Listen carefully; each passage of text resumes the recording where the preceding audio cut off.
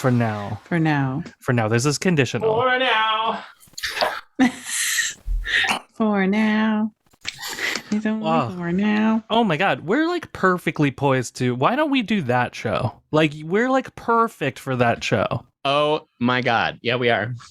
I'm like, that's the story of my life.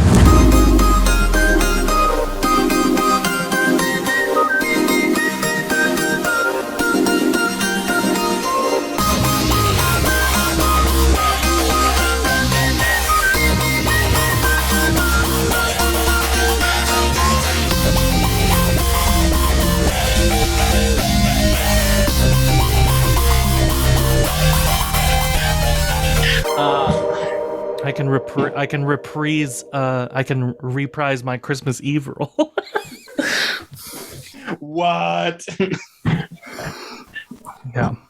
You did Christmas Eve? I did. I was Christmas Eve. That's awesome.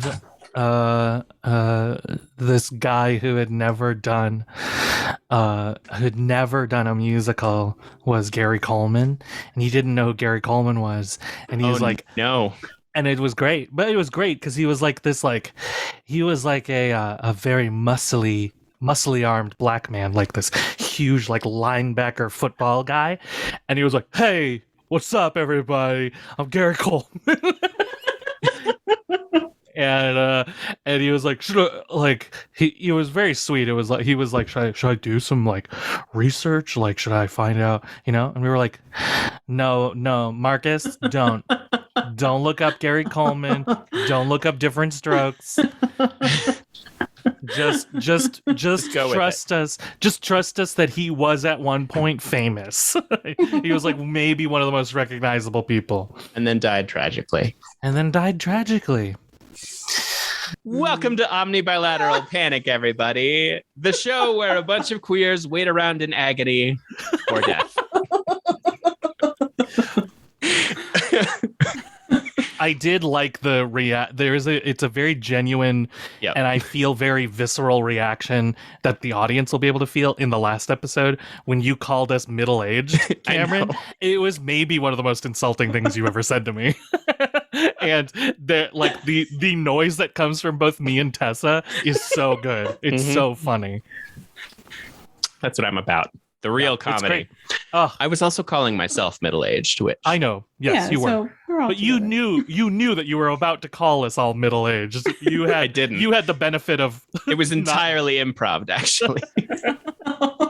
That's why I don't improv, because I make people cry. This is the secret power. The secret power rears its head. Oh my god. Whoa. Happening?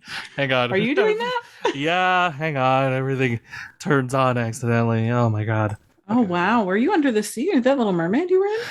It's my D&D background. I don't know what that one was, actually. What was that one? If you could play a character. No, that was look. Oh, this is cool actually. Oh, that's really cool. See that? Oh, that's love lovely. That. Oh, little fantasy arts. I love fantasy arts. Yeah.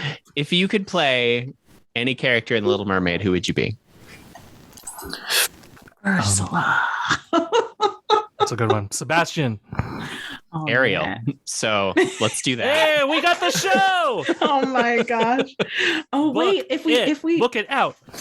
If we do read a script, I know we're going to do fanfics, but if we ever want to do like film scripts, it would be really fun to have that casting of our characters that we have, our old-timey radio characters, yes. Our celebrity impersonations, to have those folks play those characters. So I guess mine would be Carol Channing as Ariel. Oh, yes. Yes. That's pretty great. Katie Hepburn as Ursula. Yeah. Oh my god, that is pretty great. What a great show. And then Jimmy Stewart as Sebastian. I can alternately. I know we're supposed to do old timey golden age, but I was talking to my roommates the other night about we all have a relatively good musical theater impression that we can do. Oh yeah. And mine is Mandy Patinkin, so I could do my God. So I could do Sebastian as Mandy. That is incredible. I need to hear that right now. I'm trying to think of what's Sebastian's line.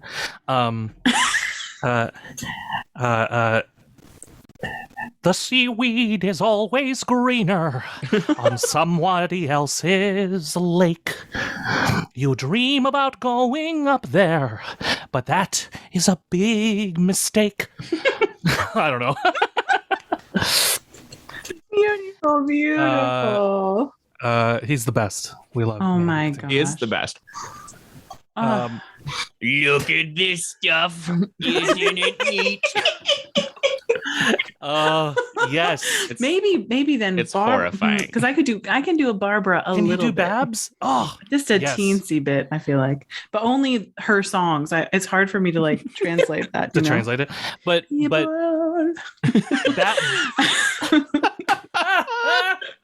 Babs is good. Babs is good. I like that. But I really love Katie Hepburn as Ursula. I think she'd be great because she speaks sing everything, so it'd be like, oh, for sure. What's Ursula's song? Oh no, I can't I remember. admit that in the Poor past I've unfortunate been a souls. nasty. Oh my gosh. Hate it. I admit that in the past I've been a nasty. Incredible. I'm in. This might need to be the trailer. Yeah. We can record. We can in a record an ad. world. Yeah. Yes. In a world where everyone is queer. And the Hollywood era golden age stars are for some reason immortal. They never died. And they just kept doing all the movies. And for some reason the movies were the same.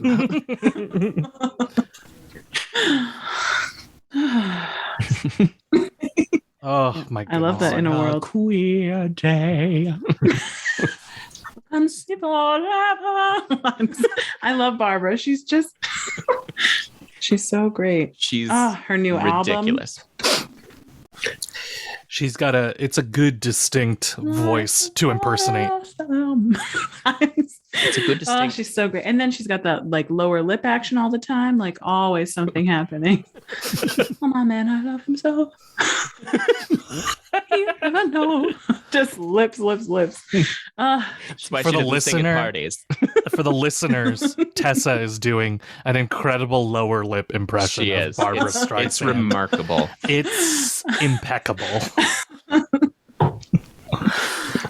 Of love. It's a place of love. Oh yes. Oh, that duet. Oh, that duet. Get your trouble. Who's that? Oh, Judy, right? Happy. Is that I don't- Judy?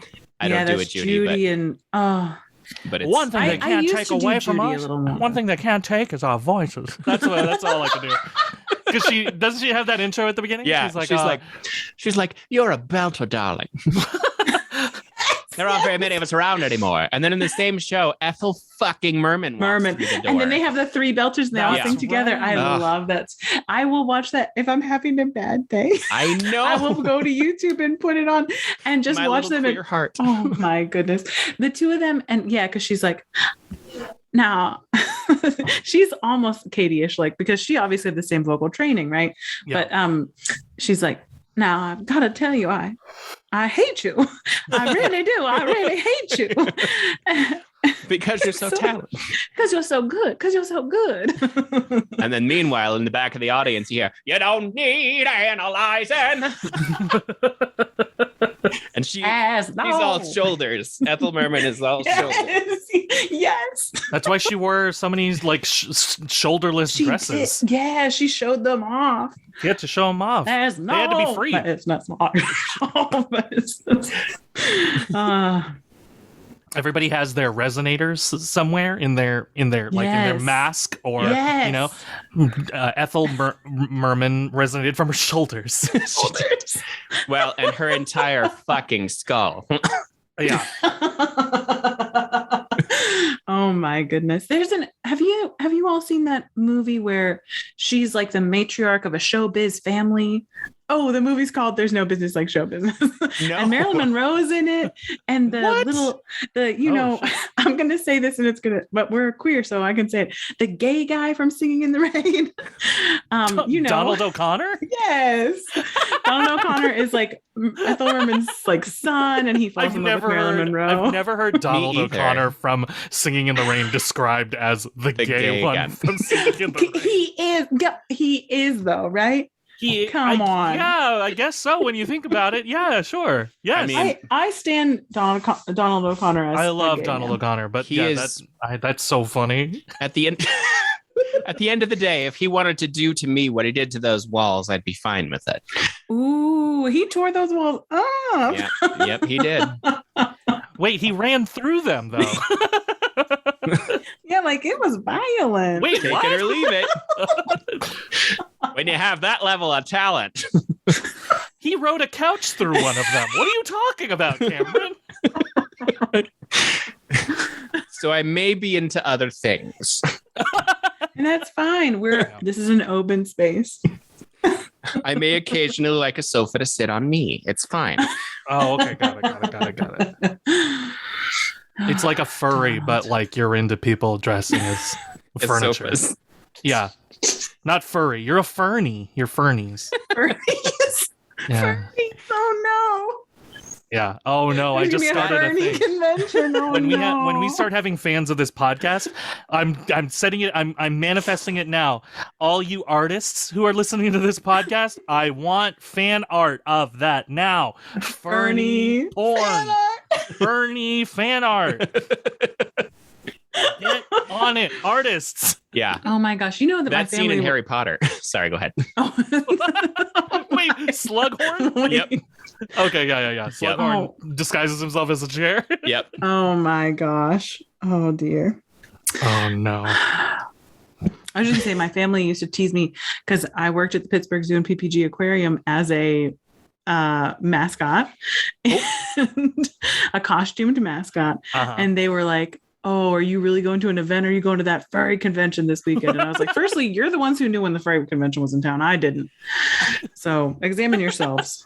But also thanks for the tip. Secondly, no judgment. No judgment. You know when you accuse someone of being a furry, one finger is pointing at them, but 3 fingers are pointing back at you. Exactly. Six fingers. Six Oh fingers. yeah, because you're pointing 2 fingers. Yeah, because you're bisexual and you're pointing both. you're doing both You're hands. doing finger guns. Absolutely. Finger guns into thumbs up. So speaking of alternative sexualities, I have known this tome. I've known this tome for a while. I've known this term for a while. Sapiosexual, and it means someone who is sexually attracted to intelligence. And like that is something I identify with, but something I identify with more, and unfortunately there isn't a term for this, and I would love to workshop this now, is sexual attraction to talent. Oh, I was just gonna say, it's me. Talent crushes left, right, and center. I don't give a fuck what you look like. If you're talented, I want to fuck you. Wow, that's so. You're right, because they're sapiosexual. So why isn't there the Latin word for talent sexual? I mean, it's because the Latin words for talent are garbage. Believe me, I tried. I looked and I was like, maybe this will. Nope. I tried Greek. Oh, Did you try like ability or something, or like? Yes, I did, and none of it works. I mean, you're welcome to try, but I just remember going, "This is terrible." Here we go. Pulling it up. Here we go. Okay. Here we go. Talent. What about wait. Talentum. Wait, what about charismosexual? That doesn't. Everyone's attracted to charisma. Yeah, but then like, I mean, unfortunately, the most charismatic person we have had in our lives in the past 4 years is not someone I want to remember.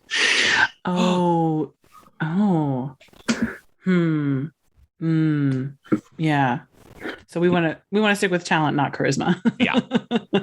I mean, charisma is a talent for sure, but yeah. And I thought ability or gift, but like those don't work either. Do you know what the French word for talent is? What? Talent. Talent. Yeah, that's the other thing. Unfortunately, maybe we should just go with talentosexual. Yeah, I think that's going to be easy. No. Wait. What about that same thing made my soul die? But like, don't settle. Don't a talenti sexual. Although you could get confused with those talenti gelatos. But Talenti sexual. It sounds like a food. How about gelato sexual? Gelato sexual. We're just in general. We're just like, wait, what is it in improv? The second thought. Go to the second thought. Go to the second thought. A to C. A to C. Don't go A to B. A to C is that we're gelato sexuals. I even looked in Latin, and like, Latin charm is leporum. Yeah. Ooh. Ooh, but a leper sexual is not good. This is bad. That's not. There's not a fun. word because no one could make one. How did we get sapio from? Is that the word for intelligence in Latin? In Latin. Greek? Of course, my Latin is very rusty. Rusticulum. Right. Well, I'm not. Let's. You know what? I'm moving away from Google Translate. We're going deeper in somewhere else. I've gone to EnglishStackExchange.com. What? Is there a word that means attracted to talent in a way that sapiosexual means attracted to intellect? I think the title says it all, but I'm just wondering, blah, blah, blah. This guy is writing a food blog, apparently. Here we go. When I was on a recent trip to Tuscany, I picked up the recipe for these tartlets. Okay, what's the recipe for the tartlets? Sapios? Yeah, where's the recipe? God damn it. Sapios? Quick tip. If you press print, it just goes right to the recipe. Oh, shit. I've noticed that. Good, and also, good tip. some people are now like, jump to recipe. They know now. The bloggers know. It's like, we don't care about your family, Ree Drummond. My sister and I... God damn it. I like your food, not your face. It's coming up to fall. No fucking shit. Hey, that's an idea for a third podcast, is us bad narrating food blogs. Dramatic readings with the MST through K response team. Yes. Okay, here's my two offerings for it. Great. Okay. Based on the couple of, there's only 4 answers to choose from that people responded, and so the two worthwhile would be dextro. So dextrosexual, Like dexterous, like talented, talented, skilled with hands. Heyo, That is sexual. Or I think this is more fun because I also think it's kind of reclaiming a somewhat not derogatory, but like a negative connotation word. You just go with groupie sexual. Hey. Oh, I like that. Yeah, me too, actually. Because you're a fan of talent. Talent. But you're attracted to it in the way that a sapiosexual is talented to intellect. Oh, groupie sexual. Hey, this is great.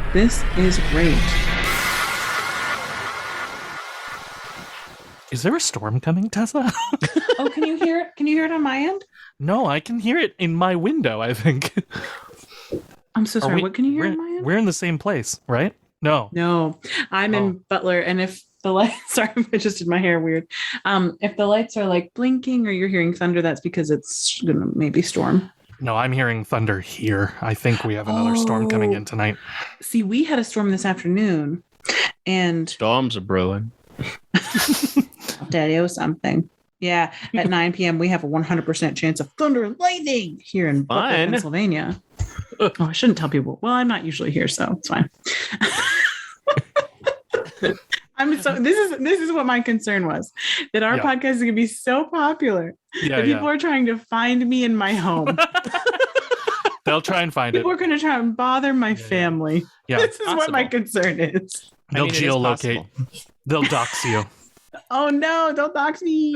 Please don't dox me. Don't dox me. Oh, please, pretty please. On the bright side, you are both in a more populated area. I mean, like, there are 10,000 people around me, and that's it. Yeah, but you've been pretty sneaky about saying where you are. You know. Yeah. We don't even know what state you're in. We've actually avoided it, I think. I think so. It's true. I did say garbage state, but like I didn't say which garbage state. There are quite Yeah, a it few. could now. And be there's any of them. so Could be many any of garbage them. There's states. so many.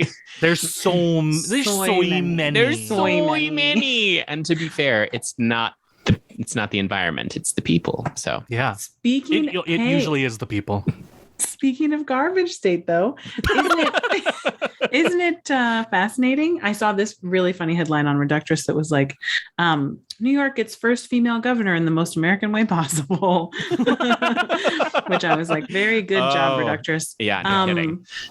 Yeah, so New York State, as of today, right, has a lady governor. Yes. Who's Irish American, who's of Irish descent. I'm not familiar with her. I don't know her work very much. Should I be more familiar with her? Well, I feel like, did she not head up like the COVID response? She was like one of the key players for the COVID response in New York State. And like, so she did a good job. She did great. We're doing great. I believe, yeah. I believe she was like, great. Just like all the time working, like not taking a vacation, just work. We're doing great. This is just how I sound. I know I sound sarcastic in saying that like she did a great job and like New York's doing great, but like this is sincere. And this has always been a problem. This is for me. I get that, but we're here to like if we're we're the ones who can tell the audience like David's being sarcastic or not, or genuine. I'm just denoting to the audience that like no, I'm being genuine and I love this. Yeah, and we know too, and we're doing a lot better than the death trap I live in. Yeah, that garbage state. Sorry for your garbage state. The state fine. of I mean, I censored myself. Yeah. It rhymes with why bother? I'm kidding. Louisiana? Louisiana. Nebraska kind of sounds like that. It does. The reason I had such a shit day today is because our president at the college, I've been waiting for this email, came out and said, "Hi, everybody. Welcome back. I just wanted to remind everyone that you have the freedom to wear masks if you so choose, and you also have the freedom to not if you so choose. Oh boy! And also you have the freedom to get vaccinated or not. Welcome back, everybody." Oh my god! And I was like, "Oh, good." So I'm walking into a literal death trap. That's horrendous. I will probably be fine. Yeah. Because you're vaccinated, so yes. Yeah. I mean, like my still, whole group now is that vaccinated. There's breakthrough cases. It's like, oi, oi, oi, oi. I mean, to be fair, there are not that many like breakthrough cases. They're very rare. I feel really good about those odds, but like, there are some students of mine who have been brainwashed by the Catholic Church who are not vaccinated. The Catholics are the ones behind this bullshit. This misinformation? Partially. The Catholics and the Mormons. Oh my God, the two worst ones. Oh, I know. I can say that because I used to be one, and I know a bunch of the. I also used to be one. I used to be one. Two Catholics and a Mormon walk into the bar. That's a Mrs. Doubtfire line. I know. I was like, that's...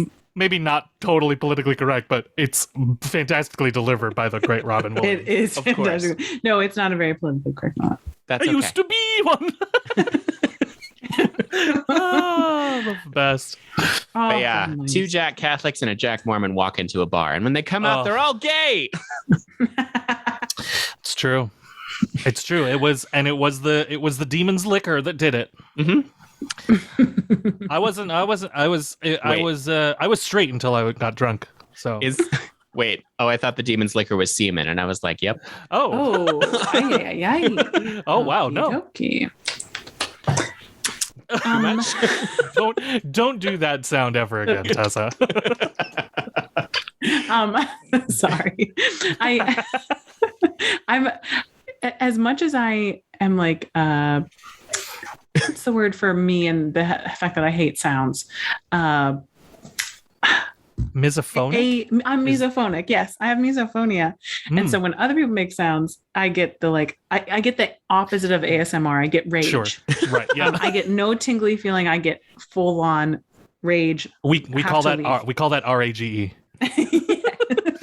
Instead of ASMR. RAGE. I get RAGE where other people get ASMR. Yeah. But for some reason, there are some sounds I really like to make that I know other misophonics probably hate. Yeah.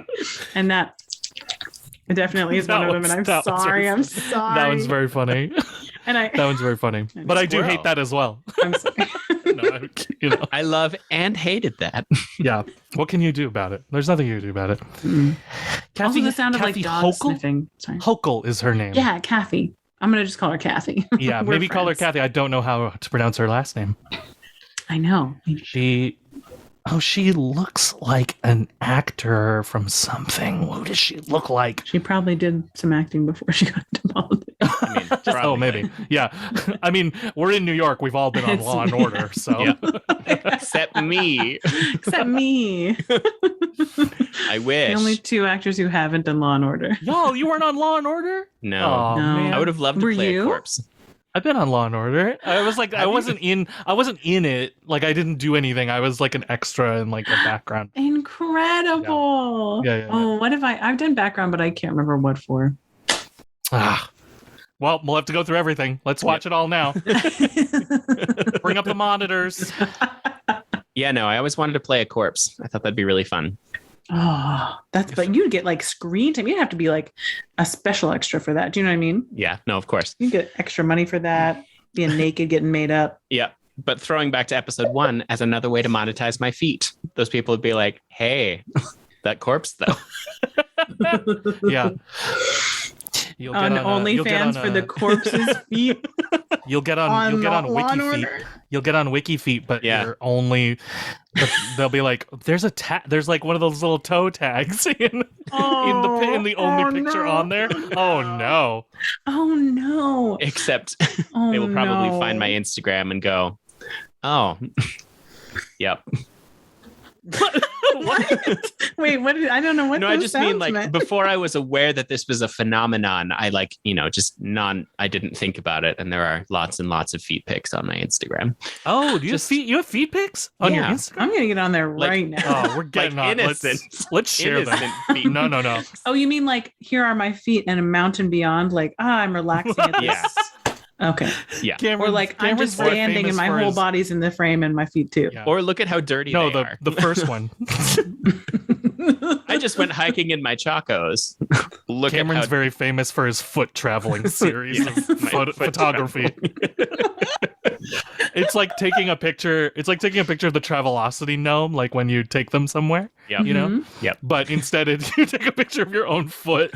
Like, here I am standing on the beach in Delmonico or whatever. dug in. It can really feel things between my toes. Oh. That exists. Probably that exists. Of Oh, course it it totally does. does. Yeah. Of course it does. And That good has for them. to be. It has to Good be. for them. It's not for me. Good for them. It has to be an exclusively male thing, though. I've never heard a woman be into feet. Yeah. I watched Never. a very interesting documentary about, Uh-oh. and it was a long time ago, so I don't remember the name, and I Uh-huh. don't remember its sources, unfortunately. So take this as you will. But it was talking about fetishes and how like foot fetishes have existed throughout time, and Mhm. it usually coincides with a time of disease. So like it's Ooh. an evolutionary. They were claiming it was an evolutionary feature to protect us against, the crunch. Interesting. Like if you had strong, like good looking strong feet, you were generally disease free. Or no, it was that suddenly people, like if there was an excess of gonorrhea, that people would suddenly start finding feet attractive. Oh, so weird. No, so weird.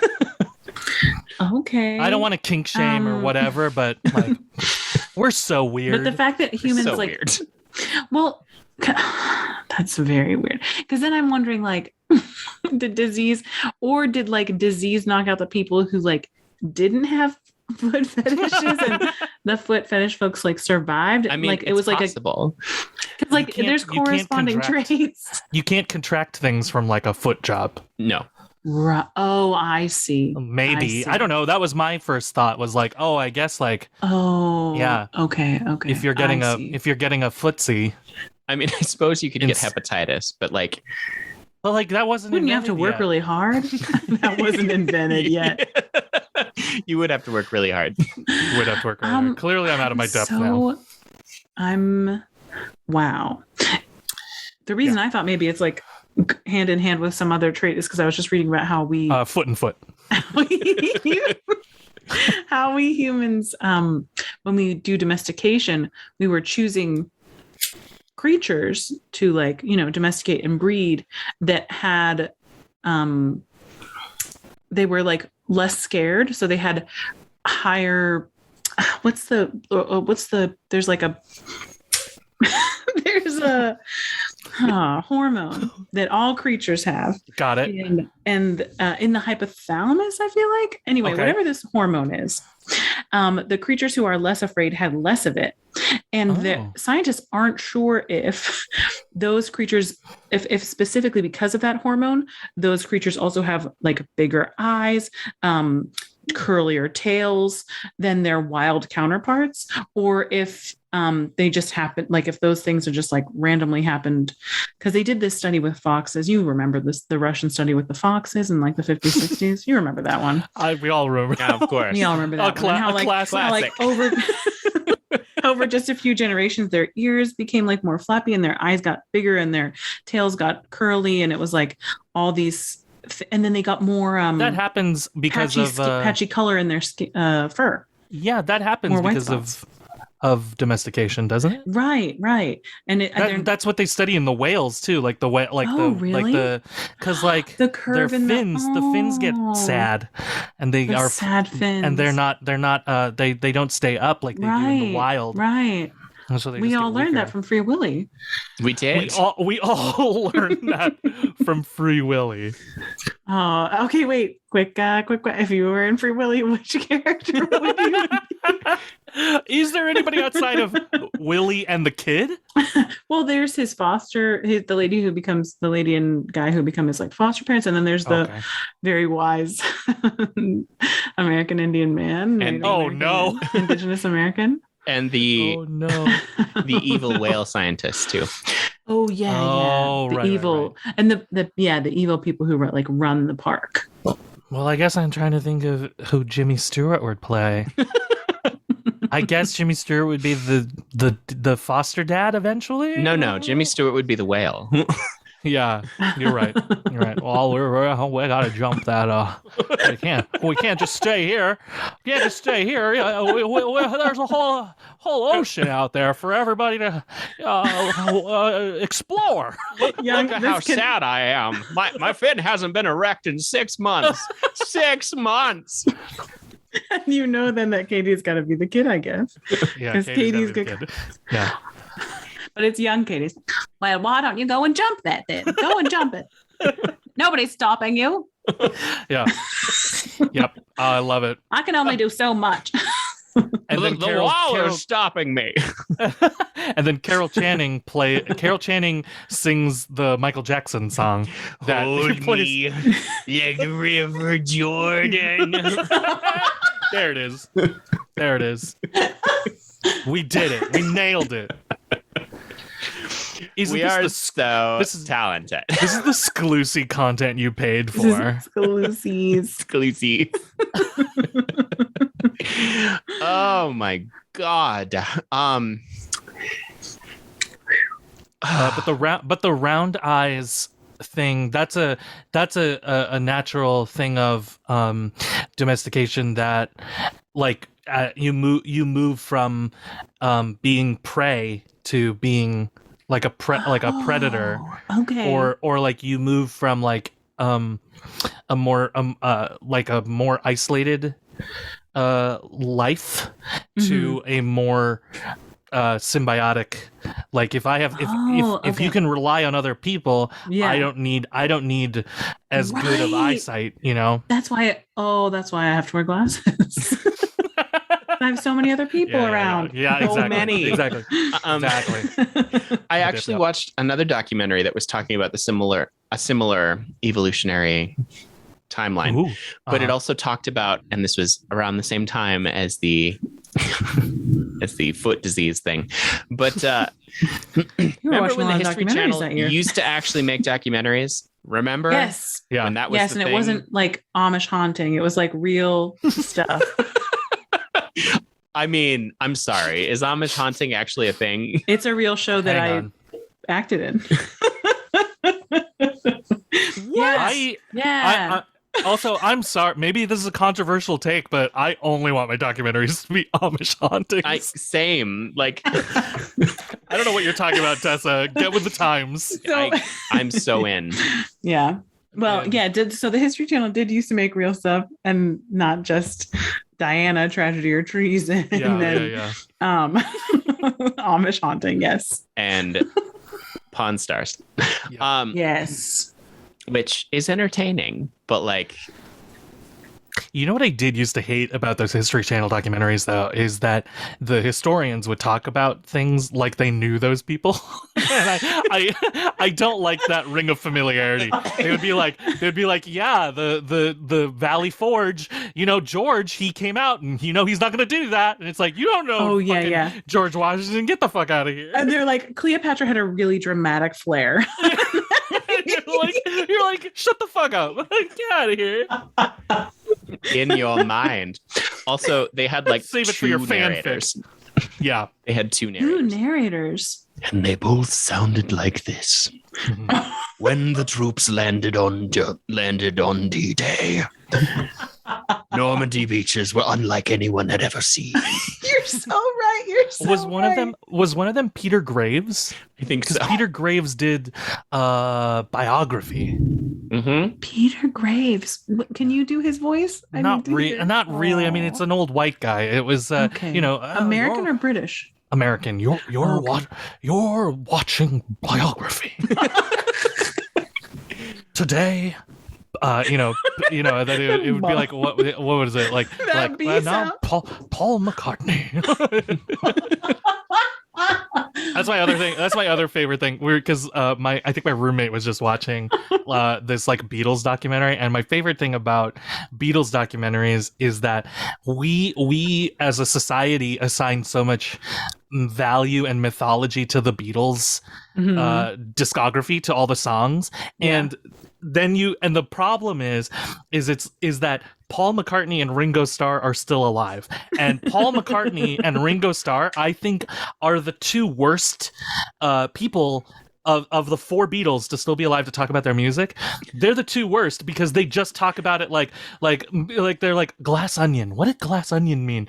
And Paul McCartney's just like, oh, I thought what would it be like if an onion was made of glass? And then it's like. But everybody wants it to be like, is this like symbolism, or is this like about the conspiracy of the Cold War? And Paul McCartney's always just like, no, it's just about what if tomorrow never dies, whatever. And then Ringo's like, I always thought it would be funny if an octopus had a garden. Like, that's the worst.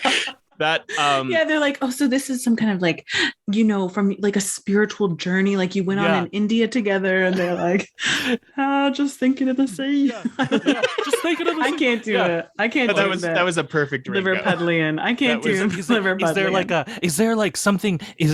Are you commenting on like the decline of the music industry when George sings "While My Guitar Gently Weeps" and Paul's like, no, I just thought it would be funny if like a guitar was sad.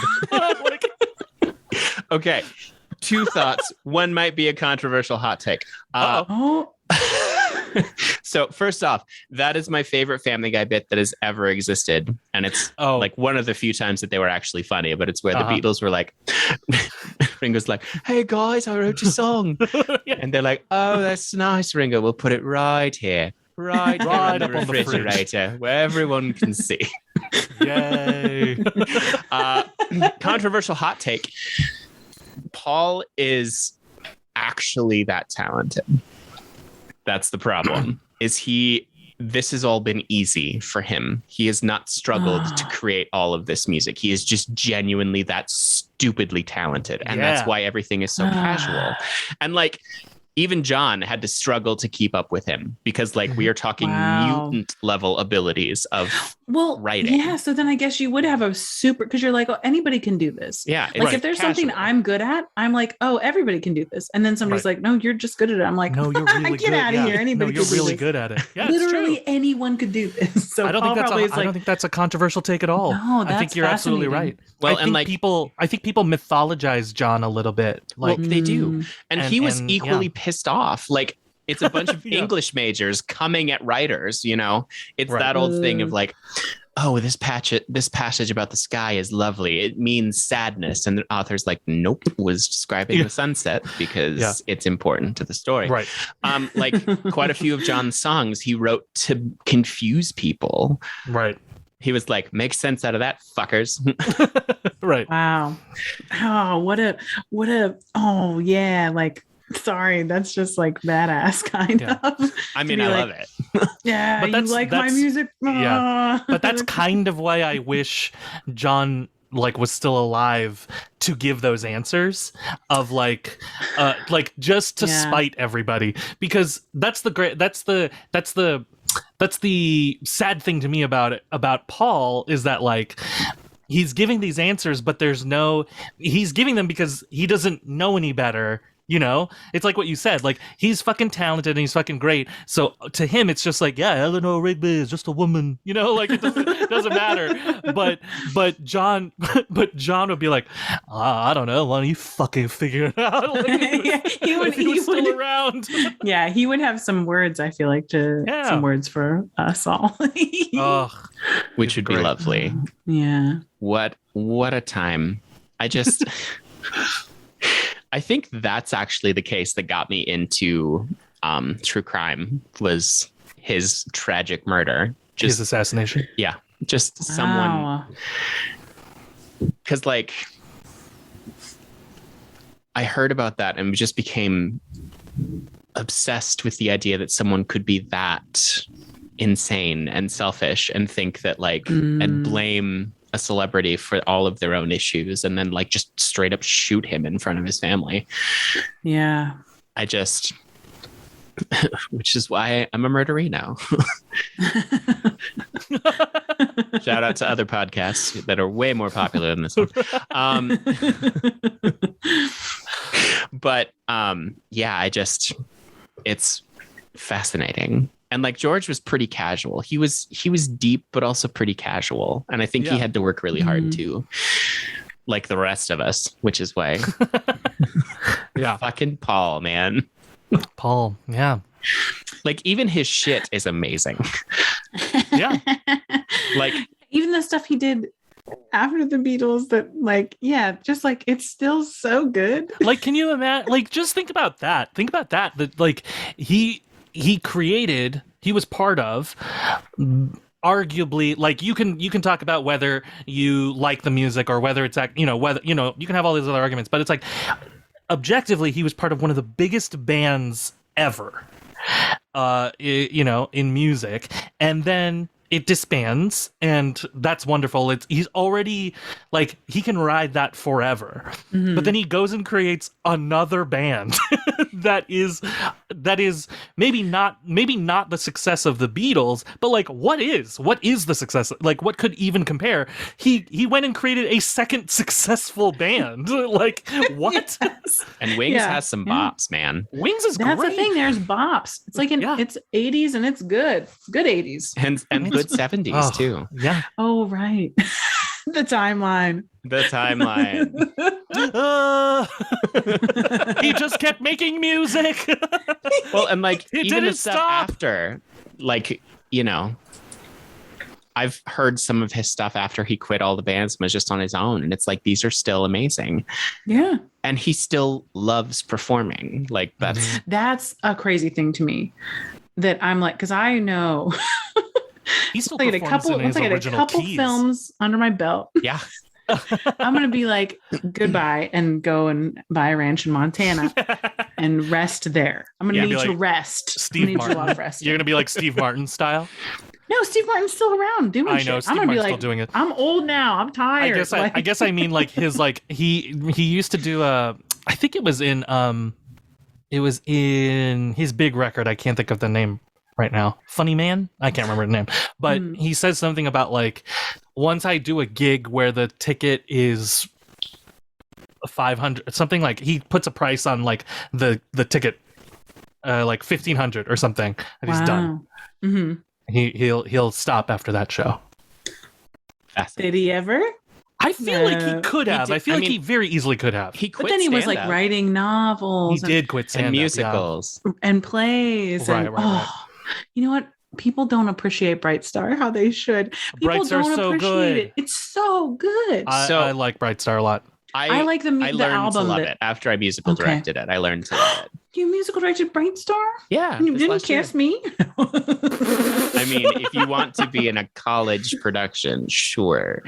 I mean, We'll pretend to be college students. Come on, we Tessa.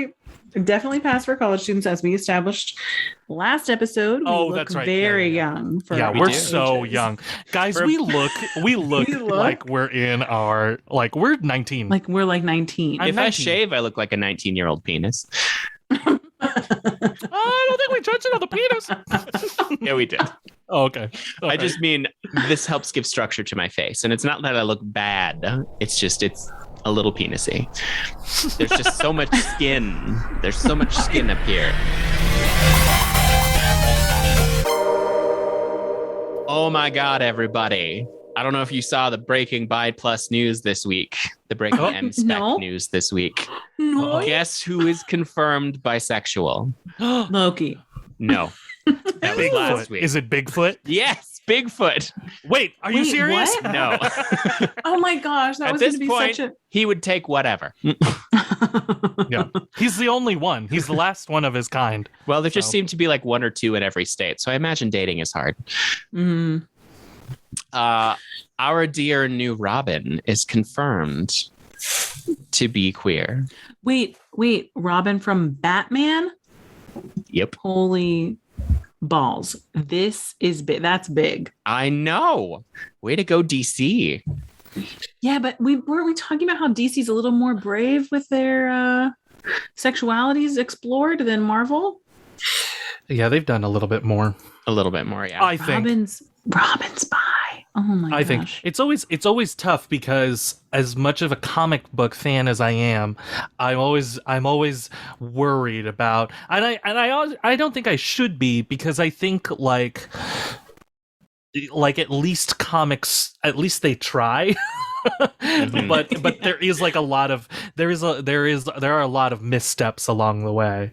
But I guess that's part of like the fun of like, oh, they're trying. This was just awful. But yeah, there've been some pretty good like there've been some pretty class queer stories of DC In the comics. in the past few years. Yeah. Okay. Yes. And Yeah. to be fair, we all knew, Robin. We all knew the whole Right. time. But like, it's nice to be confirmed. Yeah. Yeah. I do like that it's Tim Drake. It is Tim Drake. That's a good candidate Wait. for it. So is this in the films? Is this let me in the films? let me No, put on it's my in the nerd comic books. glasses. Who's Tim Drake, and is this in the films? or- Let me put on my glasses for this one. Yeah, So, please. actually, Tim Drake. Tim Drake's the third or fourth Robin, depending on how you count them. You better And, tell me how you count them. So Dick Grayson is the one we all know. He was the original. He's the he was the one who was orphaned at So the you're circus. talking about, you're saying like all the, okay. Yeah. You're saying in the story, in not the like comic book in the film. continuity. Because of course, things. there's Yeah. like the Robin who was that very handsome guy from the George Clooney one, right?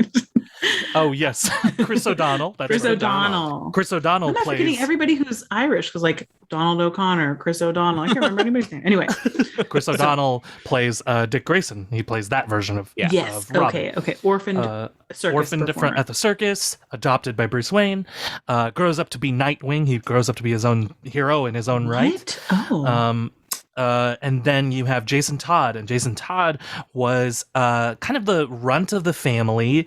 He was a car thief. He was like an orphan on the streets, and he tried to replace Dick Grayson after him. And Jason Todd, very famously, was part of a thing in the comics when he was in it, where they had readers vote on if Jason Todd was going to die or not, and they voted to kill him, I'm sure. overwhelmingly wanted to kill Jason Todd. So he died, and for a very long time, he was one of the very few permanent deaths of the comic book. Wow. Yeah. 'cause world. people come back. people come back all the time. He was one of the first to come back. But yeah, for a long time, he was one of the very big permanent deaths. And then Tim Drake comes along, and Tim Drake is he's a boy detective. He's incredibly smart. He's the smartest of the Robins, of course, because he's bisexuals queer. are smart. He's queer as fuck. The smarter you are, the queerer you are.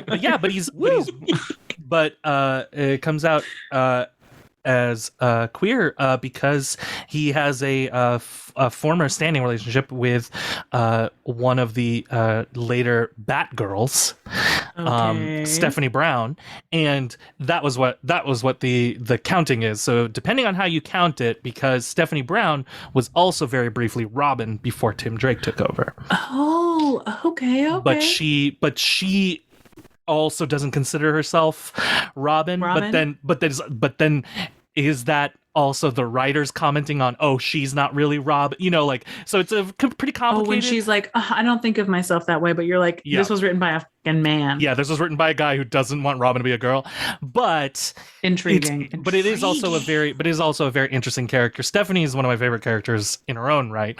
But Tim Drake, very wonderful. And he's one of the most wholesomely good characters, and I think this is great because in the era just before this, like in the last 5 or 6 years, it was kind of a directionless, like, we don't know what we're doing with Tim Drake. So I think this could be an interesting kind of thing. He did go off, the last thing was he did go off to find himself.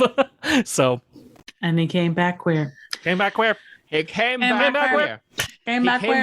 My favorite part is he's rescuing a guy the way he would normally have rescued a female love interest, a girl love interest. Okay.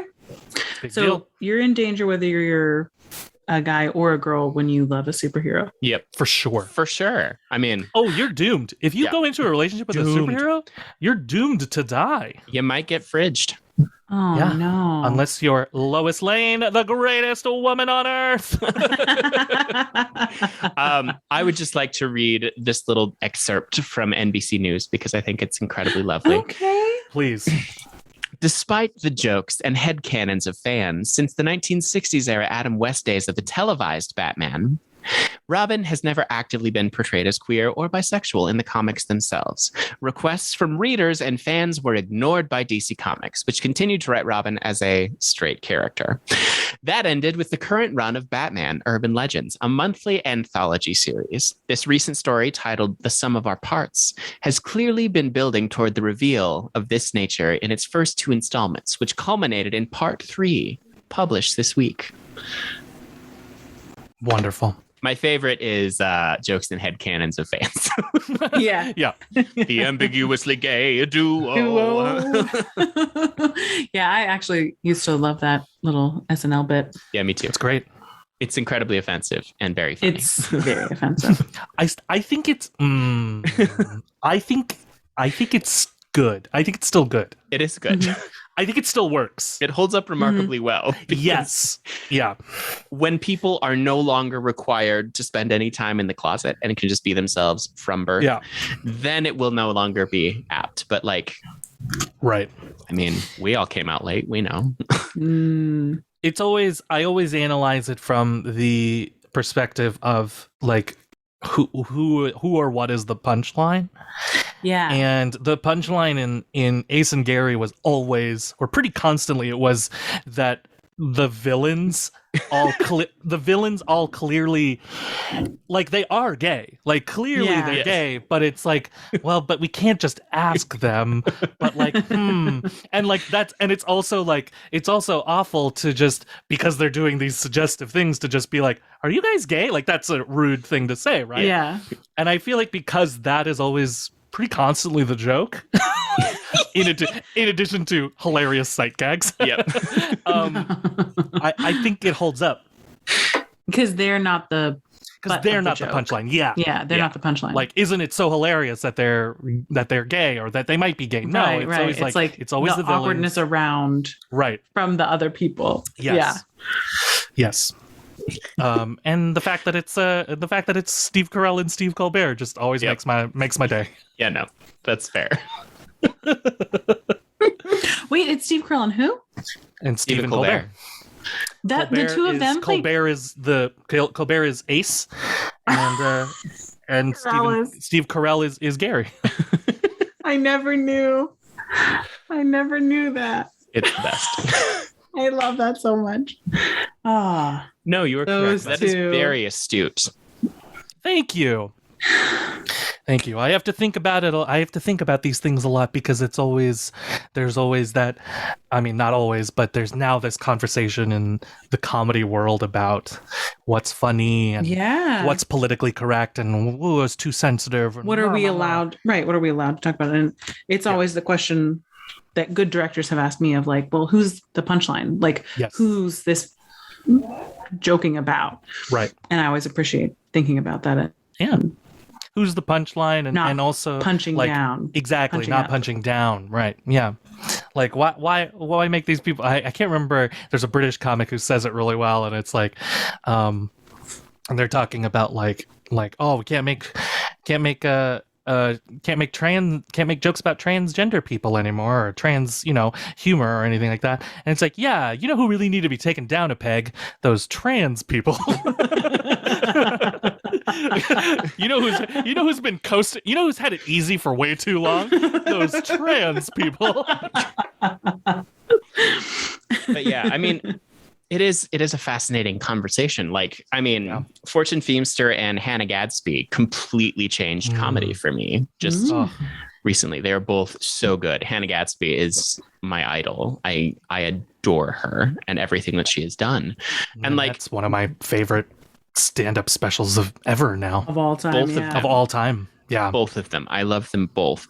But like, she does do a gay joke once in a while, but like then twists it on its head to where you know, and it's just, mwah. Yeah, it is the future. It's creative. There's a creative way of doing it, and I think there is still room in the philosophy for like, nothing is sacred. You can make jokes about things, but it requires work and it requires thought put into it. Mm-hmm. It's like when I was back home a couple months ago, I found just this notebook of just titles for sketches. I don't know what the sketches were, but I found them in my old notebook, and I was texting a friend about it, and she was like, some of those sound familiar, but I don't recognize anything. And we were like, what do you think they were about? And she was like, I don't know, but you know what? They were probably offensive as fuck. And I was like, yeah, probably. Like because I do remember like a time like in high school where it was like, the extent of my philosophy on it was like, yeah, comedy used to just be as offensive as possible. And in some places seems to still be that, but that's the issue that we're running into, is that like there are people who did that and who have managed to make careers out of it. Yeah. And now are being confronted with, well, you can't do that anymore because it's in poor taste. Yeah, it's offensive, and it is offensive, and you do need to consider that. And also, on just an aesthetic level, that I know some people get bothered by this, but reducing it to this and ignoring the actual, like, it offends people, that should be enough. But I also have a problem with, I don't think it's creative. I don't think it's good comedy. Right. So it's not good comedy. Yeah. To punch down, to get laughs from punching down isn't good comedy. It's never just it's not funny. Yeah, because it's not creative. It's never creative. It's just like, oh, look at that. It's always like, look at those queer people. Aren't they weird? Like, yes, we're weird. So, like, I can do a whole 15, a solid 15. I can do a solid half hour on like why we're weird. Yeah. Like, be a little bit better. I think that's a huge part of it. Honestly, is a lot of old comedy relied on shame and on internalized shame. And like, interesting. We are now at a point in our lives where we, in order to be healthy, are encouraged to own the things, no matter what they are.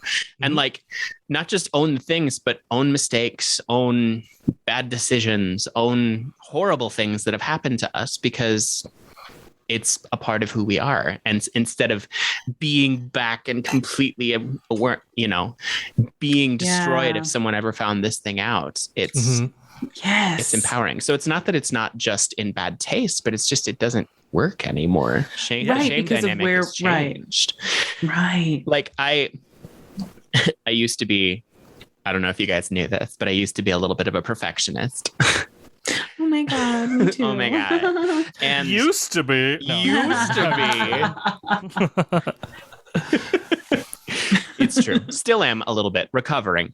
But I saw, that's a good way of putting it. I'm working especially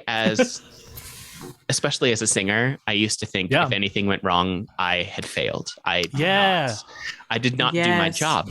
And then like the moment, and I remember it very distinctively, I was at a symphony concert and they had hired someone who has done all kinds of Broadway stuff. Don't remember his name, and he would remain nameless because he might not want this publicized. But he came in and like started a song and it didn't go well. And he stopped and he said, "That didn't go well. Let's try it again, shall we?" Yeah. And like, it was brilliant after that, but it was just the most empowering thing I had ever seen. Wow. Not only did he stop a 220 person ensemble and say, "Nope, let's try this again." Wow. But like the audience was just there, and he had us in the palm of his hands, and like, of course, because it was so genuine, and he just owned it. We all knew it didn't go well, but like instead of trying to carry on, he was just like, "That didn't go well. Let's move on." And ever since that moment, it completely changed how I view, my art, my form, everything, because it's like, that's why do we have the societal bullshit where it's like, we're all aware. Why doesn't someone just fucking say it? Yeah. Well, I think it's a reframing of the same philosophy. So it's still the show must go on, right? But it's let's not pretend that there wasn't a problem, or like the promise is that the promise is simply that the show will go on. Yes. But there is an interim of like, we may need to stop and like, reset things, or like, do whatever we need to do. Yeah. The artifice is gone. I think you see that a lot. Like we three, not to bring it up again, working at the Delacorte, because like you got the rain. You got lightning, thunder, outside stuff, raccoons running on stage. Like you just see them be like, hey, hold on, we got a problem with the mic. We're just gonna pause for a second. We're gonna fix that mic, and then we're just gonna jump back like a few lines and get back into it. And you're like, there's like 3,000 people here. Yeah, and there's it's way less than that, but. Ish. What is it? It's an 1,800 seat. It's an 1,800 seat. I still remember. There's 1,800 people who are like, cool. Because they want the best show. So it's like, if we got to stop and fix this mic, let's stop and fix this mic, rather than like, just keep going. Like we'll all ruin ourselves over this little mistake that's easy to fix. Yeah, and they're into it. That's what you come to live theater for. Yes. Yeah, it's like, we remember it, but why is that a bad thing? Right. Yes. Yeah.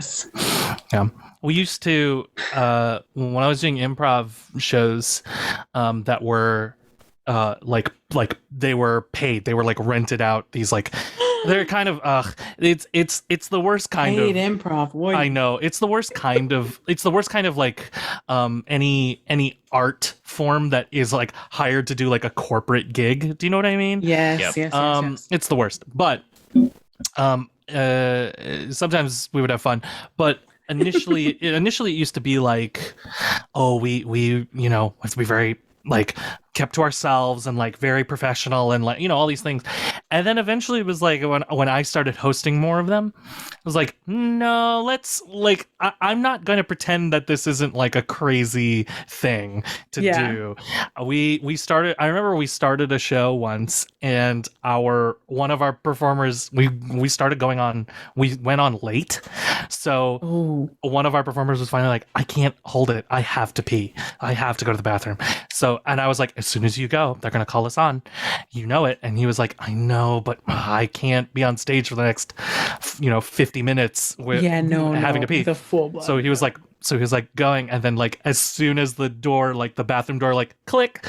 And now, please welcome our performers. And I was like, great. And then I walked out, and I was like, hey, everybody, hi. Like we like introduced the show. It's improv. We're gonna make up things. I'm really just stalling because normally there's 4 of us, and you notice there's only 3 of us on stage. That's because one of our performers, decided to go to the bathroom right before we got called on.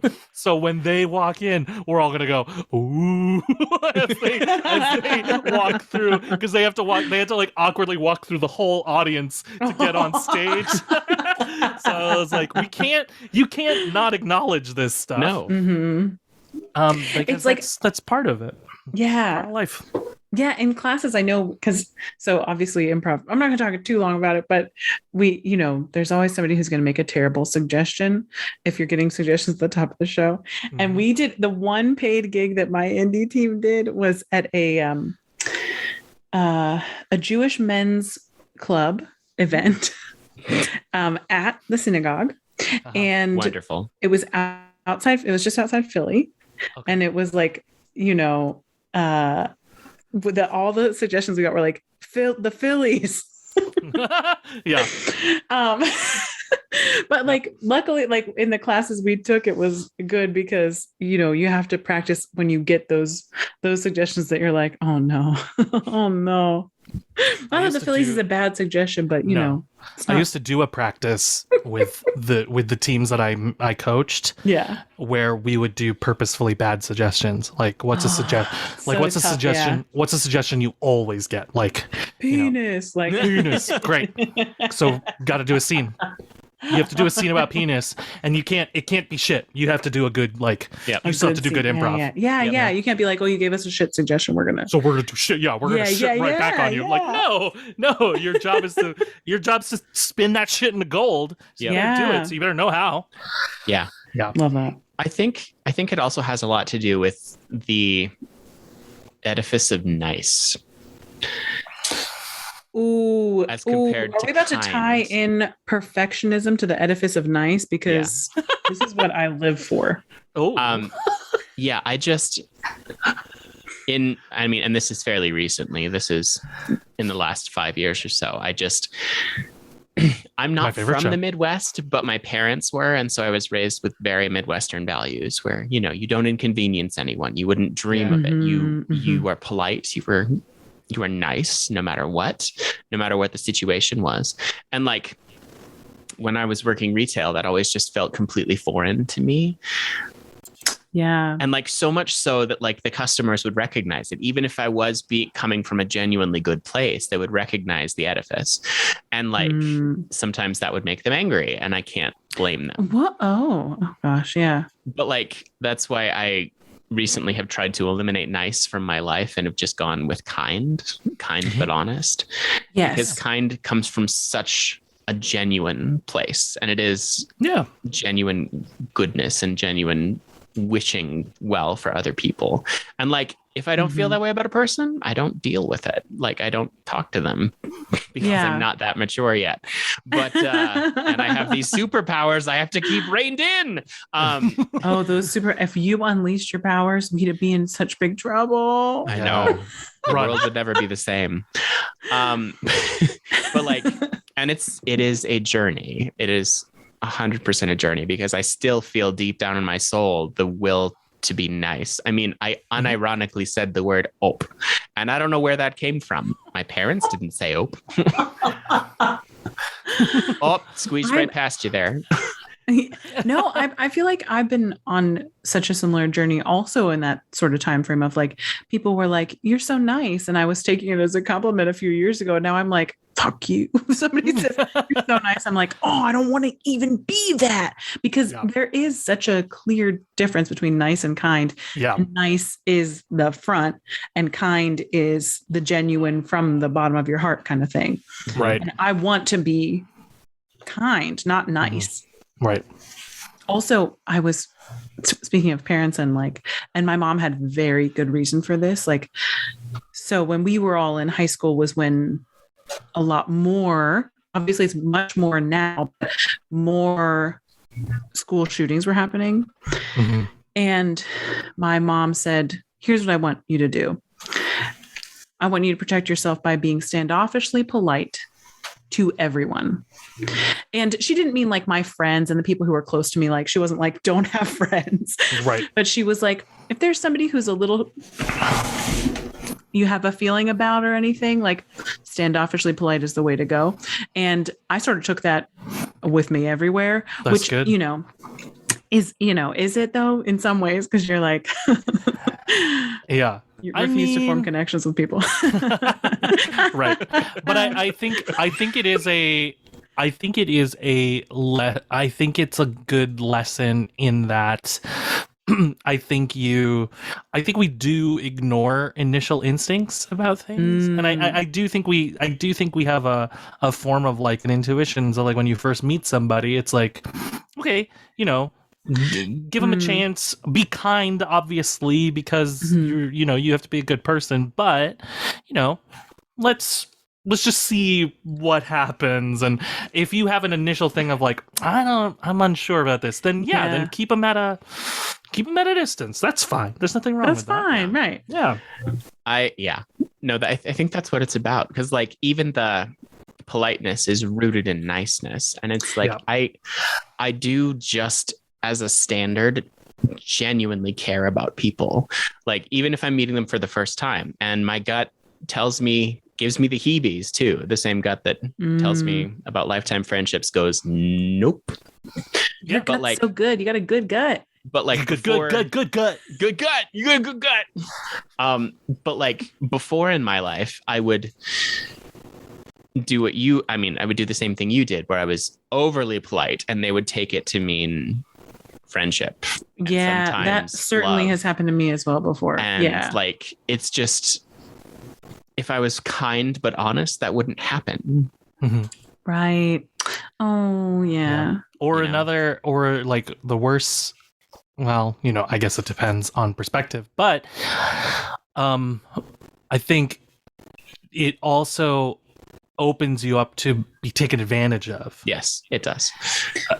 Well, this is the thing that I've been, warned about my whole life. Like, oh, you're too nice. People are going to take advantage of you. But I've got that, North Side mom that's also inside me of like, I'm suspicious of you from the get-go. So nobody has actually ever managed to take advantage of me. That's good. Because the nice mask is strong, but behind that, there's the suspicious bull. I don't know. Good. A suspicious bull. But then I'm like, what if I just was kind and didn't have this like suspicious all the time person who's like, yeah, I think that's hard. Well, I mean, yeah.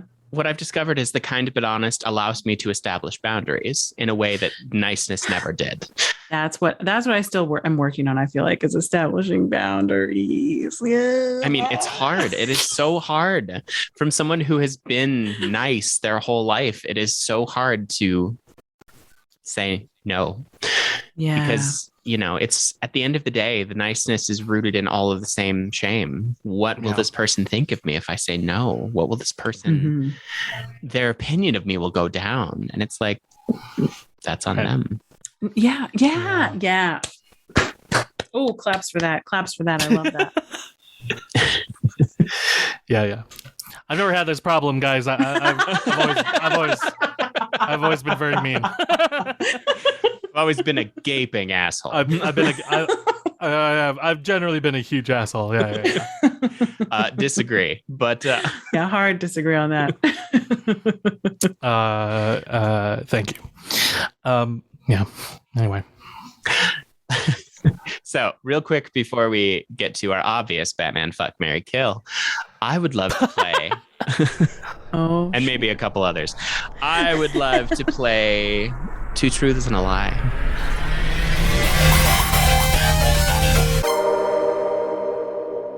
Oh, God. Ooh, ay. And this is genuine because they both look terrified. David, I don't think I've seen your eyebrows go that high before. I didn't know they did. I didn't know they went that high. I'm going to add it to my resume. Oh my God, they're all the way up my 10 head. I know we're about to play this game, but real quick, I follow some like actor agencies on Instagram, and one of the agencies I follow was celebrating their client who has the world record for largest female mouth gape. She has the biggest mouth in a woman in the world. Does she sing? I don't know. She's a performer of some kind because she's with this actors agency. So, and they were like, "Congratulations on your world record." And then the pictures, you were like, I mean, yeah, she looks like a normal lady. Do they show her gaping? Yeah, is her mouth Is that open? the term? Is her mouth poised? When her mouth's closed, you're like, a normal looking lady. Yeah. And then she put like an entire whole apple like in her mouth, and it looked like it was no big deal for her. Yeah, and then she opened her mouth with nothing inside of it, and then you were like, oh, she has unhinged her jaw. And but then she was like, something that I've been, here I'm celebrating this because something I've been self-conscious about my whole life. Yeah. Now here I am, like it's doing good work for me. I have a world record now because of it. Yeah. Which I was like, this is awesome. Yeah. It's owning it. Yeah. Sorry. Anyway, I know we're ready to play the game. I'm ready. Are we? How to two truths and a lie? Tell me this. So, do we each think of two things that are true and one that's a lie, or does one of us? Okay. Mm-hmm. We all do, but then the others have to guess. Oh, which okay. one? Okay. I guess I'll use the one that's on my dating profile. Oh, you have two truths and a lie on your dating profile? No, or maybe you just have all lies. Yeah. No, I only have all truths because I'm too nice. Oh no. I don't know. Actually, I don't know what I have on my. Let me check if I do. No, I have dumb. Oh, it looks like I have dumb answers. Dumb answers. These are dumb. Never mind. This is hard. Why is it hard? Because Yins know me. Don't mind fuck it. All right. I don't know any truths about myself. No, I'm kidding. Okay. Okay. I'm pretty much ready, I think.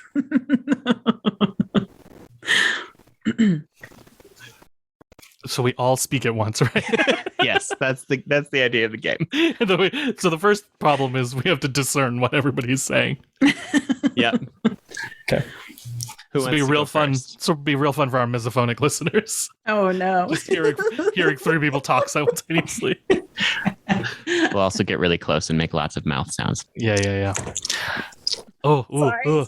RAGE. I'm sorry, because I think you do too, David. You have misophonia too. I don't think I do. There's just a couple sounds. I don't think I have it a lot. Sure. You know, the one that always gets me is since we're having like a comic book kind of thing. Wolverine when he heals.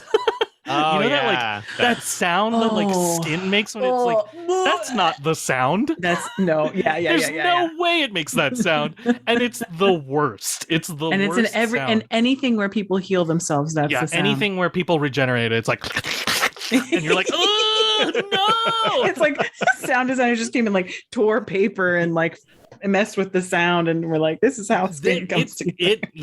They sound like they're organizing seaweed. That's what the sound is. just like sorting it, and it's awful. It's awful. That's true. It's the same sound as Borg assimilation, actually. Oh, yes, it is. Oh my God. What? Wait, I don't know that I've heard that sound. It's the same. Obviously I know what it sounds like, but what does Borg assimilation do? Like you become a Borg? Yeah. Oh, I have seen that episode where they get Captain Picard and they make him a Borg. But they didn't. So sad. I mean, we didn't see full assimilation until First Contacts. Okay, so I did. Then I haven't. Okay, then I haven't First heard that Contact. sound. Oh No, my I'm sorry. God, it's one of the best movies we have. Like just in general. Okay, not I'll go just Star find Trek, it. It's but on like- Netflix. I'll go find it. Yes, it is. Okay, I'll go find it tonight. I'm going right now. Right now. Sorry, I have two tricks and a lie. Yeah. Enough stalling. Go.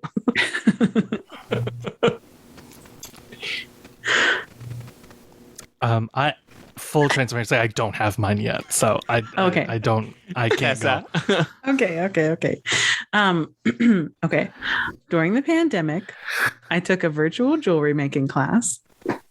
I lived in Scotland for 5 years, and during the pandemic, I started getting my legs sugared. You didn't live in Scotland for 5 years. Are we allowed to ask questions? Are you?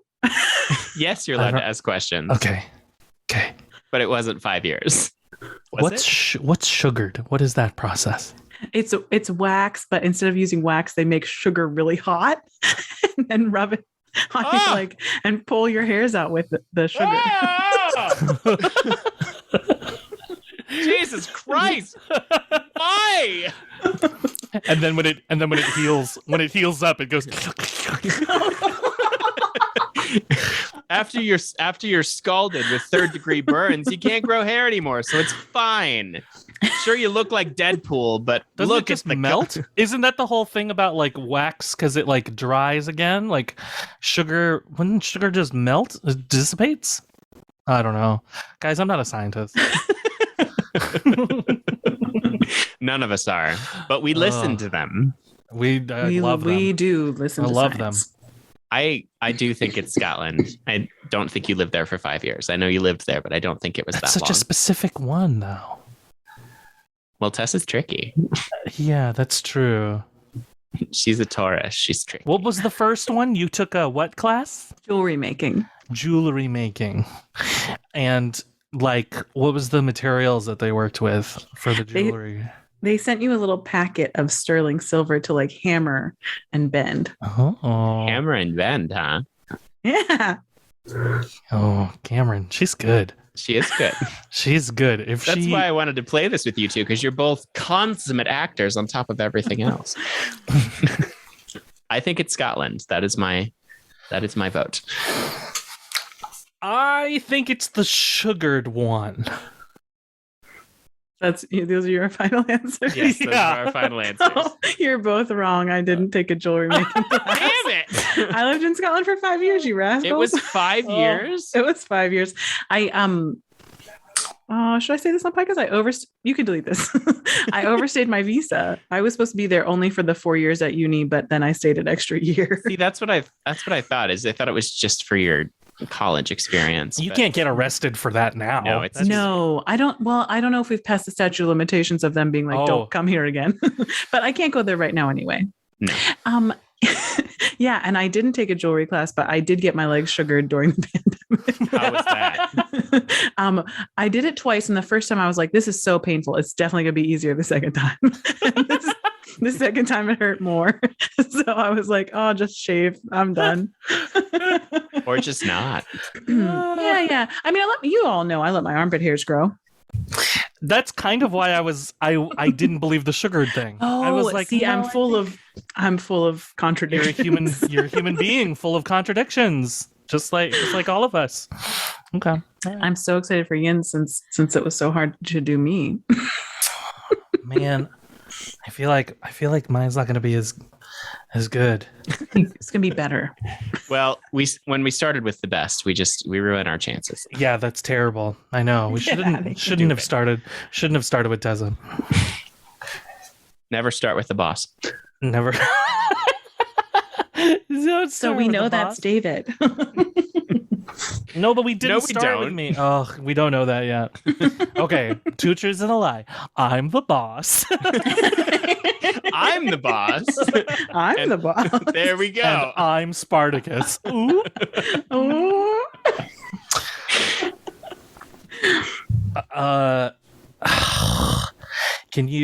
Cameron, you do have to cut. If you don't go, if you're waiting for me to go, you do have to cut out the time that it's taking me to stall and come up with something.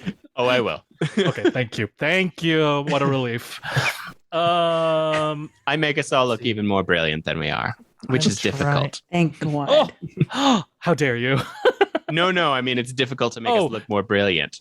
I took it the wrong way because I am so used to being offended. And so used to people being nice. Yeah, I'm a real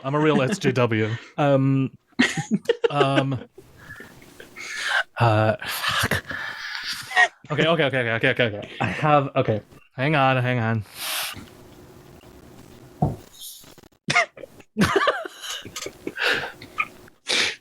I just love how seriously you take these little exercises that are supposed to be fun. I have to win, Cameron. Oh, Now we're getting insight into my psyche. I love fun and I love everything, and I think imperfection should be embraced, but also I have to fucking win. Okay. Do you want me to go? If you want to go, yeah. If you want to go. Hi guys. My name's Cameron, and if I wasn't an artist, I would have been an architect. Okay. I didn't swear until I was 12 years old.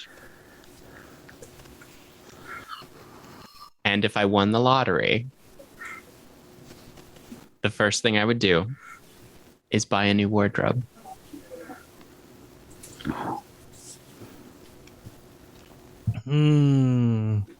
I think I know. Do you? I might be wrong. I mean, I was very wrong about you, so. What was the first swear word? The first swear word? What was your first swear word? It was... Oh. Damn it. Okay. Interesting.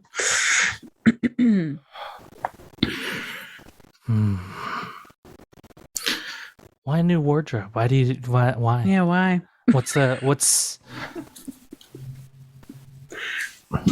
You have a pretty kick-ass wardrobe now.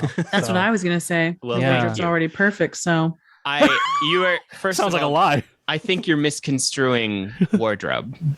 Oh. I don't mean clothes. I mean, You mean like a new the place you store like a new your armoire? clothes. yeah. I mean like a really, really beautiful giant Gilded Age armoire that is just so extra that I can't even. Interesting. That does. Well, we know that you're That now what sounds one very might call a Cameron. clothes source. I mean, So you might since I've need a started new making armoire. clothing, there's no hope for me. There's no hope for me. What was the first one again? Architect. If he wasn't an artist, he'd He'd be an architect. architect. Does an architect I think that's true. I think that's true because think of all the things he builds already. I know, but does He an architect? builds. But does an architect do they build as much as design? Do you know They what design, I mean? but they are usually also the buildings. The well, builders. they're not like, but they're doing the design. Right. Their name goes on the building. I know, but Cameron would also. I feel like he hands-on. derives the most joy from the hands-on aspect of it. Look at those dexterous hands. Dextrosexual. Please let that be the second or fourth shirt that we make. Dextrosexual. The second or fourth, Because we already have like 5 Do shirts. not let it be the do. third one, Cameron. But if it's Okay. the third one, I swear to God, I'm leaving this podcast. I'm out. Yeah, It's I'm the out. third one. I'm out. I quit. And if the boss quits, what are we gonna do? I know. I'm going to name my replacement. I can tell you now, it's not coming from internal. Oh my God. Yeah. You're gonna get an outside boss. Shit. I Okay. think it's the second one. I think You it's think the it's swearing one. The swearing? Yeah, I think that's the lie. Funny, because I think it's the third one about if you won the lottery, you get a new wardrobe. Interesting. Okay. Because Cameron's not. Anyway, I'm not going to say anything because if I'm wrong. Are those your final answers? Yes. Locked in. Tessa, you were correct. Oh shit! I didn't swear until I was 12 years old, and it's because I knew my it. father had a very colorful language. He had very colorful language, and I found it emotionally disturbing as a child, so I didn't Cameron. want anything to do with it. Oh my gosh, we are Oh, the wow. same. My dad's a truck driver and he had the mouth of one. And yeah, I like started 100 swear jars and I'd be like, Dad, you're hurting me with your swearing. I'd be like, God is upset because we were Catholic, you know? And he'd be like, my sheer dramatic force I inherited from my father. And so like that that is something that I appreciate now. I don't know if I've told this story on this podcast. Probably not. Probably a different podcast. But like I have very distinct memories. He was a bit of a drama queen. Just like when things went wrong, you could tell. And it was like the world was falling. And Sean as well. Sean Flannery too. But like get him in here. Get him in here. I'll take you to him. Get in here. He's asleep. I'll take you to him. No, wake him up. Wake him up. I have a very distinct memory of my father falling to his knees, flipping two birds toward the direction of the wind and saying, "Fuck you, wind. Fuck you." Just so, and I mean, like, it was that level of drama. Yeah. So, Can I give you a Sean Flannery follow-up? please. Are you tired of them? No. My mom and dad couldn't find out if my sister was on a connecting flight that she had to like meet me, come hang out with me in Scotland for a little bit. And my dad, because they couldn't find out, they're on the computer like, did she make the flight? Did she make the flight? Because it was like no cell phones and stuff. Yeah. My dad tore his shirt off.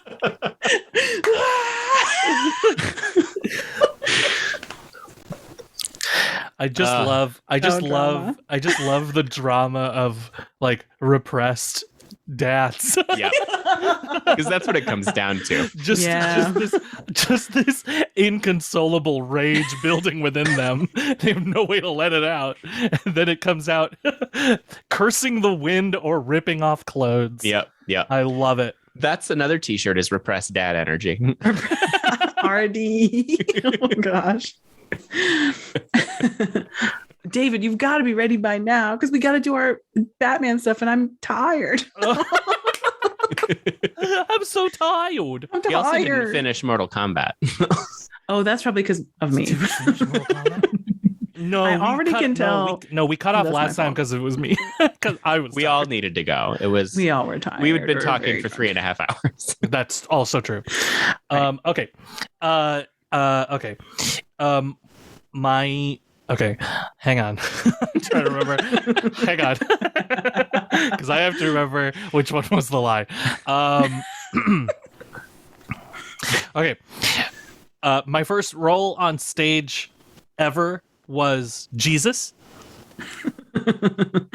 My first trip to the hospital was I split my head open when I was 3 years old.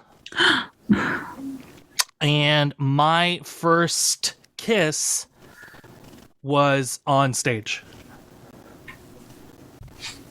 Wow. Okay, let's talk, Cameron.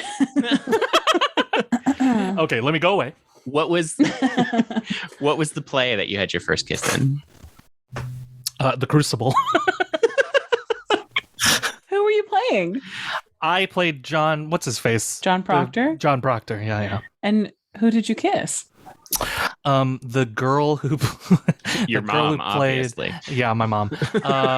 No, the girl who plays Abigail. Tessa's mom. Is that? Oh, Tessa's mom. What? Do Abigail and John kiss in No. like a flashback scene or something? No. So that's the lie then. Is that Or did the you? lie? I mean, it's possible that you just were kissing people just for funsies, for dramatic Yeah. effect. Wait, I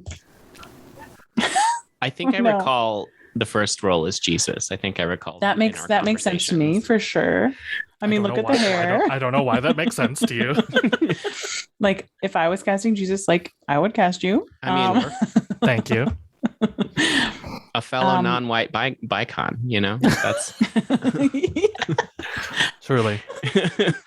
Did we talk about, maybe was it this podcast that we talk about Jesus as a trans person or like a non-binary person? yeah. Oh, wait, did we? Oh, no, Was that this I don't think podcast? so. Oh, somebody I don't was think like- let's not come up here. If God doesn't have a gender, Mhm. Yeah. why would Jesus? Well, Yeah, and also sure. just Wow, and the Holy Spirit too. But getting Love into that. the nitty gritty, where did that Y chromosome come from? exactly, because he was right. So Jesus was either a woman or non-binary. Yeah, I love Mhm. that. Okay. But also, God can create anything, so like he can also create a Y chromosome. But Jesus can identify however he wants, however they want. Excuse me. However they want. We don't know his pronouns. So. We don't. I wish they would have specified.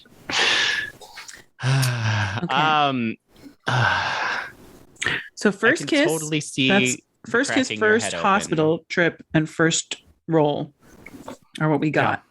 Yeah. I mean, the crucible thing is. Yeah, I think it's that one. I don't know, but yeah. I think it's that one. That's what I'm gonna choose. That's my final answer. Number 3. First kiss. Number 3, first kiss. No, that was my first kiss. It was the hospital. It was the hospital one. You didn't crack your head open at 3? Mm-mm. Did you crack your head open ever? I did crack it open later. Yeah, that did eventually happen. That was not my first trip to the hospital. Okay. I went to the hospital for many other things before that. Oh my goodness. I'm an accident-prone, clumsy child, so Sure. I'm a baby in an adult's body. So anybody who's single out there and listening, interested, we got a baby in an adult body over here. To you, we have a baby in an adult's body. Talk to us, America. Abigail, the person playing Abigail, decided in her hysterics to kiss John Proctor. It was a terrible choice, and She it was just not. wanted to kiss you. Yeah, it was not something and it was also not something I expected. So I was also like, what is happening? And then later I had to be like, oh no, now I also have to consider this my first kiss. Oh no. Whap, whap, whap. This isn't supposed to feel this way. Yeah. I'm going to super quickly refill my water again, and then I'm ready for the Batman fuck, marry, kill. All right, we'll do one more ad read. Here we go. This podcast is brought to you by GeoCities. GeoCities. If you're looking for a place to host your website in the 90s, if you want a place if you want a time when America really was great, go back to the 90s. Do you like black background with lime green text? Do you want your pointer to be followed by a trail of pointers? Do you think your thoughts are more important than everyone else's thoughts? Do you want to play background music that nobody can turn off? MIDI background music. Oh, that's right. Oh, MIDI. Is this the one place you can put your Star Trek fandom?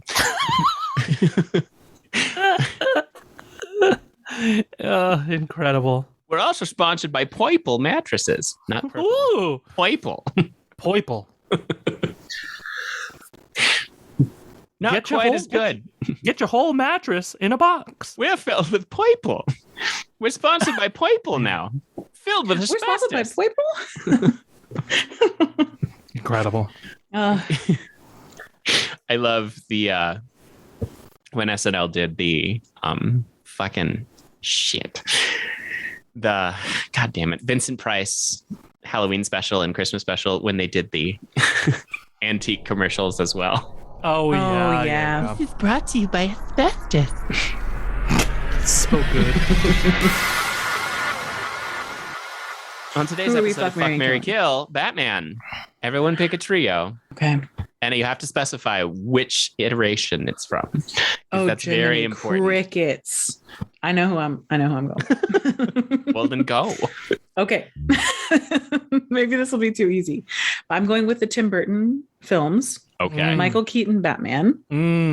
Michelle Pfeiffer, Catwoman. Oh boy, man. Oh boy. Danny DeVito, Penguin. Oh boy. Well, you made it very easy. Sorry.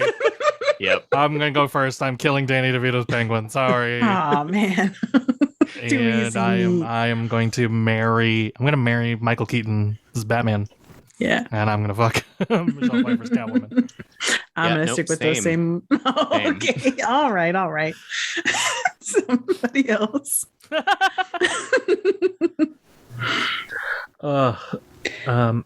Okay. I am doing the George Clooney iteration. Yes. Yes. I know exactly who you're going to say. Oh, do you? Are you sure? No, I don't think I do. But I'm not doing Batman because I knew it. he always wins. I knew no it. Clooney. No Clooney. No Clooney. Would there be any Point. would there be any point? No matter who we put, even though this cast is absolutely amazing, no matter who we put, it would still be Clooney's Batman. Yeah. No. So we are going to do Chris O'Donnell's Dick Grayson. Sure. We're going to do Alicia Silverstone's Batgirl. Oh, fuck. And we are going to do Uma Thurman's Poison Ivy. Oh. Hell yeah, hell yeah, hell yes. I'm killing Dick Grayson. And I am fucking Poison Ivy. And I am marrying Batgirl. Yeah. Alicia Silverstone, yes. Yeah. Alicia Silverstone, I mean, since Clueless, I do love her. Mm-hmm. Yeah, I'll agree with Tessa. But look at how pretty Chris O'Donnell is. I know he's so pretty. He's so pretty, and I feel very shameful that I'm going heteronormative, but I want to see. I want to see what that's like. I want to see the poison. I want to see what that's like. There's tentacles involved. You know there are. You know who I am. Chris O'Donnell would be so clingy. Chris O'Donnell would be like trying to play it cool.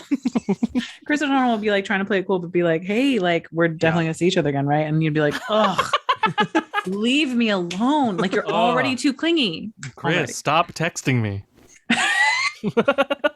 Just because your suit has nipples doesn't mean you have to show them. So many celebrities not texting you, Tessa. I'll tell you what. God. I wish they would leave me alone. I am going to marry Poison Ivy and fuck Batgirl. Okay, there we go. What? You're going to marry Poison Ivy? Yep. But still, I mean, that's lovely. She's a doctor. She's a scientist. She's a scientist. She's also a bicon. She cares about the envienment. And like, she shouldn't be a villain. She shouldn't be a villain. No, right? she's not. She's like, climate change is real. And everyone's like, kill her. She's literally like female Captain Planet. That's why she's a villain. It's because it's the same ideals, but because she's a woman. Yeah. Thank you. Yeah. Because she's a woman and she can use those plants to like influence men into doing her bidding. Therefore she's evil. Oh, I just rewatched a Poison Ivy episode of Batman the Animated Series when she was like, there was like one flower. It was the last of its kind, and they were going to build a factory. And so she like destroyed everything so they couldn't, but she saved the flower. And they were like, she's crazy. And I was like, what about Yins? Like, she is acting as the EPA should. Yes. Anyway, that was, wow. We're just waiting on David. Yep. All right. I'm gonna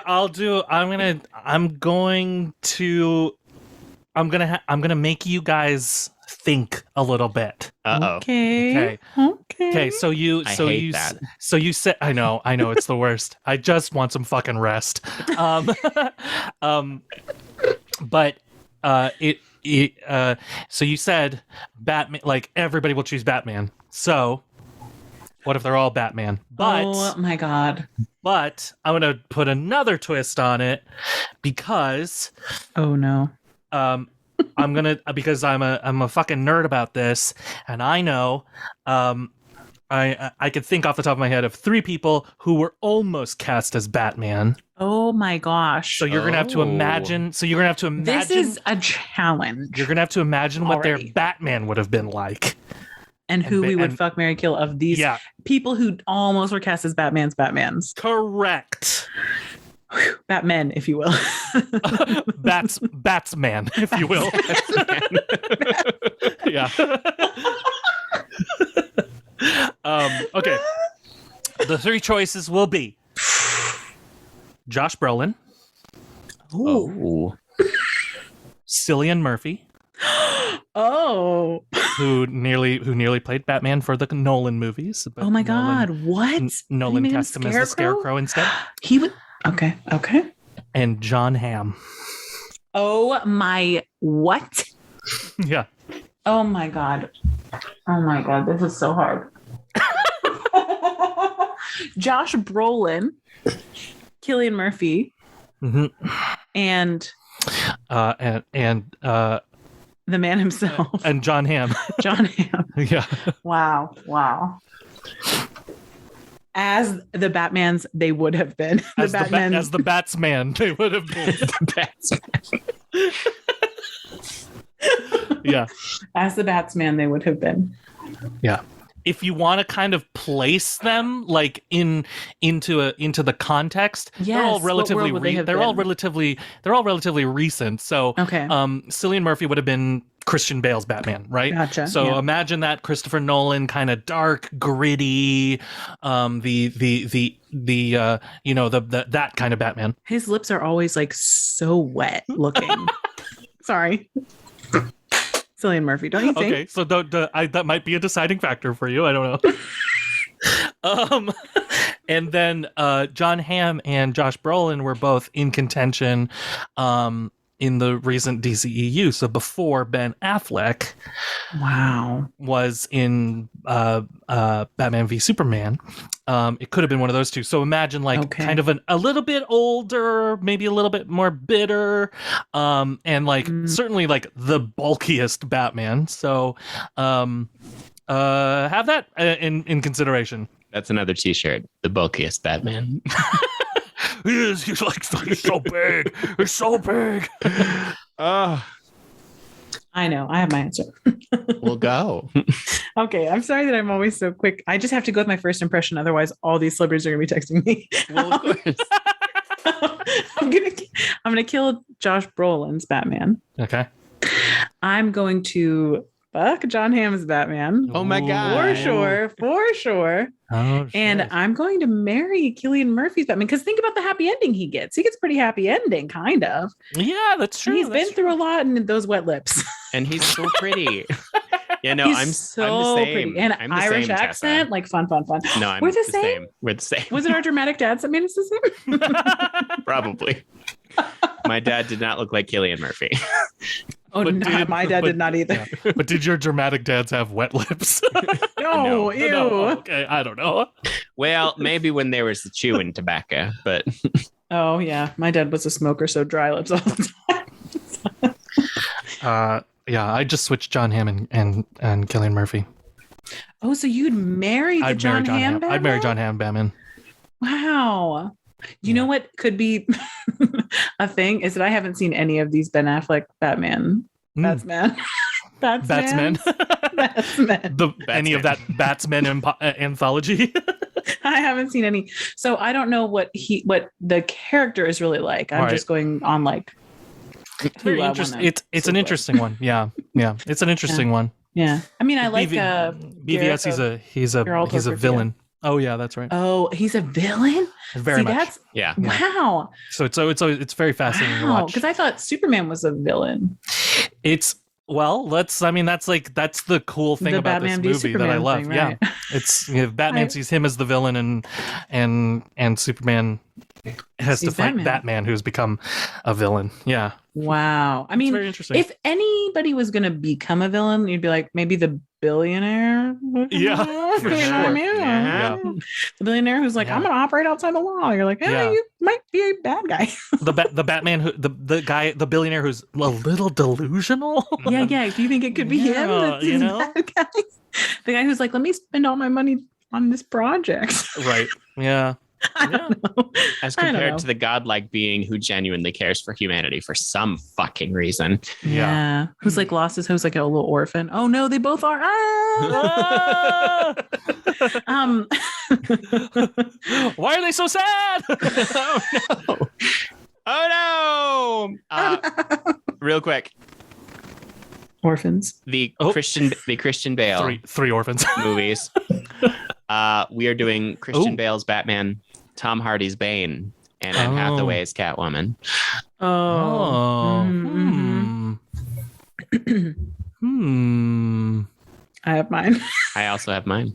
Okay. Oh, Why don't you go go. first? I keep going first. You go first, Cameron. I'll probably agree with you. would, and this is definitely an unpopular take, but I would wholeheartedly murder Christian Bale just as is. Interesting. Wow. Not a Okay. Okay. But it's his Batman, Cameron. Nope. No. Can't get over it. It doesn't matter to me, David. Interesting. He is my least favorite Batman, so I will say that. So I can't disagree with you there. Yeah, I'm not a fan. Yeah. Good for him. Right. Not a fan. Sure. I think I would. Wow. I think I would fuck Catwoman and marry Bane. Oh, wow. You are marrying Bane? Interesting. Wow. I just think I could fix him. We couldn't be more different here. Oh no. I don't think you can, Cameron. That's why he wears that mask. Cameran. I mean, he may murder me. Debilitating disorder. Like I can't do his voice at all. Back to the nihilism. Why is that a problem? You have to do it. You have to use a cup, Tessa. Oh, I don't think you can fix me.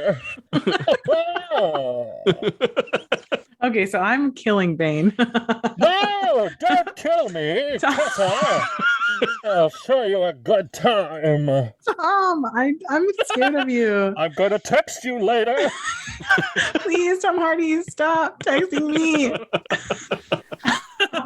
So I'm killing Bane. Okay. I'm gonna fuck Christian Bale. One night will be enough, I think. And then Christian Bale's Batman. Yeah. And then I'm gonna marry Anne Hathaway's Catwoman. Oh, think of the crimes we could do together.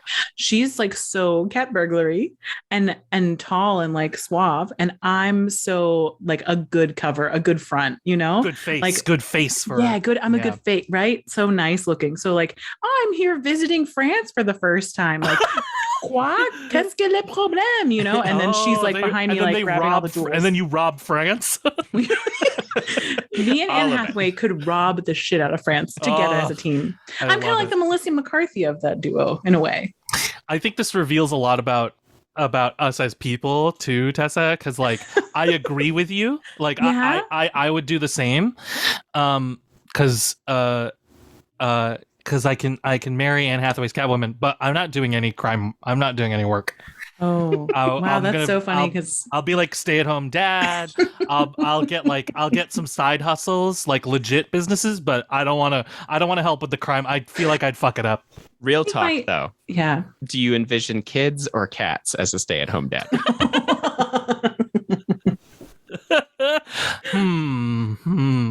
Or both. Yeah, that's what I'm. Yeah, artists, get on some fan art. I want some half cat, half humans. I don't want kids. No. I think we'd have cats though. We'd have cats. Yeah. Oh, for sure. So many cats. We'd have quite a few. What would be your theme for naming the cats? Oh, I love this because I think about it all the time because I think about cats all the time. I mean, same. I think food names that can be shortened to sound like names that you don't know what it is. Like, so for example, my current roommate's cat is named Gus, which is short for asparagus. Nice. And so when she's like the theater she's like, cat. Right. Well, no, because she was like, I didn't mean to name a cat after the theater cat, but right. The name Gus is a great. But she did. Cat she can't name. take it back. Accidentally did. But Gus is a great name for a cat, and asparagus that's a great is cat. Great and then I know a cat named sassafras, and that's a food, isn't it? Maybe a drink. It's a thing. Yeah, it's a spice, or not a spice, like a. Isn't saffron, it like a? I guess. Oh, that's saffron. Yeah, you're right. Well, yeah, I guess, but then you could name a cat Saffron and call her Saff. Like, come here, Saff. That's cute. I like that. I think it would be all food stuff. What about you guys? My cat sassafras is a root. It is. It's a plant. I thought so. Okay. Yeah, you're right. My cat is technically named after food too, in her full name. Tell us. Remind me. Her full name is Moose Moose, with the food first, then the animal. Because if it was the animal moose, that would be horrifying. So it's Moose Moose, Yelm Kitten, Snedegar Faring, the Grand Duchess Chunkington, first of her line. Oh, she is first of her line and glorious so cute. In her beauty. So cute. Yeah, she is. Catherine the Great, right up there. Yes. I think like, I don't know. I think I'd name them after like just a bunch of D&D monsters, and like, but then like it's the same thing. It's like, it's short for something else. I'll name one Terra, and it's short for Tarask. Yeah. Yeah. I don't know. I don't know, something like that. That's lovely. I recently have fallen in love with just straight up basic people names for animals. Yeah. Yeah. And it's I like mostly those. just so I can walk in the room and go, Steve, John. Oh, that's fun. It's much more a dog thing than it's a cat thing. Like to name dogs like kind of regular named. Rick. Rick. Yeah. Cats just end up with like whatever object is nearby. Mhm. So it'll be like, oh, hello, bucket. Like, you know. Oh, cheese grater. Hi, cheese grater. Hey, Cheese Grater. Hey. Our youngest kitten is actually named Grogu because we have Oh, What? baby Yoda. he is a barn cat. So like, and there's a little bit of inbreeding in our barn cat population. So he literally looked like Baby Yoda when he was first born. All ears, no Oh. face. So Oh. Oh. And carrying that little cup of whatever Yeah. that cup, Bone broth. Bone broth. There it is. I was about to say bone coffee, and I knew that wasn't totally right. I love that though. Excuse me, could I get a bone coffee? Bone coffee. And then you It's have to weird to be think the of- He just You makes could it be look so the- relaxing. you have to be the white lady with the sleeves, like looking out over the wilderness, like with the coffee mug, like that. Yep. Bone coffee. Bone coffee. Well, it is almost fall. My basic bitch self is coming out Oh, of there the we go. cocoon. Mm-hmm, mm-hmm. There we go. We love it. We love the fall. We do love the fall. It's the second best season. We have to do the animated series. We have to do a full. We haven't done all Okay. of them. I mean, technically, we'd have to do the animated series and the Adam West series. Do we have time? Yes. Just I mean, one I- round. One I round. can do Do one it. round. Do it. Do it. Animated series. Okay, go. I'm trying to think of the good ones on. Okay, the Joker. We haven't done any iteration of the Joker. No, we haven't. Okay, You're let's right. do the villains. Okay, because the villains Villains. on Batman are on the animated series. Animated are cool. series are great. So Mark Goals. Hamill. So the Joker. Mark Hamill's Mark Hamill's Joker. the Joker. Harley Quinn. Harley Quinn. And Mr. Freeze? Okay. No. Okay. Yeah? Yeah. I don't want to Yeah. do Two-Face because I feel like Two-Face is just gonna get killed. Yeah, and you'd be right. Yeah. I mean, I would fuck Two-Face, but I would make sure that it was only kissing good the human face. side. Yeah. No. Kiss the human side. I mean, they're both human sides. Let's not be demeaning to Two-Face. Sorry. I'm so Yeah. sorry. Let's not be demeaning to Oh that my gosh, murderer, guys. Come on. Yeah. No, let's. It's just like it's like being kind to John Wayne Gacy. He deserves that. He was so Oh, no. innovative. Yeah. No. Did really good clown makeup. He did. Okay, just because of who they are, right? And like who who played them. I'm gonna fuck Joker. Interesting. I'm gonna marry Harley Quinn. There you go. And I'm gonna kill Mr. Freeze. Atta girl. There you go. Same. Actually. Good stuff. Good stuff. I think I'd say the same. Same. Okay. I mean, Okay, like, so we're each doing a round, right? Mr. Freeze we're each can't come doing out of round that of villains. suit. He can't come out of that suit, and he would be you very could never. sad. He'd be very sad because, like, he's very hung up on a relationship. I was gonna Yeah, say that's the thing. we would- He's not over it. He's No. not We over would- it, and he's not so going to he's- get over it. we would He's not going to be definitely open for a comeback. fuck or a relationship. So So he's yeah. dead. Yeah. All right. Poor Mr. Freeze. I tried. I tried to think of a good villain that would be like maybe give a moment's thought, but Okay. Adam West's Batman. Oh my gosh. Okay. ooh, we could do the three Catwomen. Catswoman. Catswoman. The Three Cats woman from Yeah. Okay. Adam West Batman? Yeah, it's Eartha Oh, Kitt. Yeah, you know it's Yeah. Eartha Kitt. Julie. Oh no. Hold on. I'm looking. We're going to cut this Julie out so it sounds like we know what we're talking about. Namor? No, that's not right. Newman. Julie Newman? And then there's a third one, and I can't remember her name at all. I'm sorry. Her name was Miss Kitka in the original. We don't talk about what their alternative names were. Why? Just terrible stuff. It's like the Lee Incredible. Merriweather. Oh, Lee Merriweather.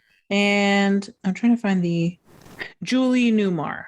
Julie Newmar. I was right. Oh, You I were said right. Neymar, but oh Okay. man, guys, I feel great.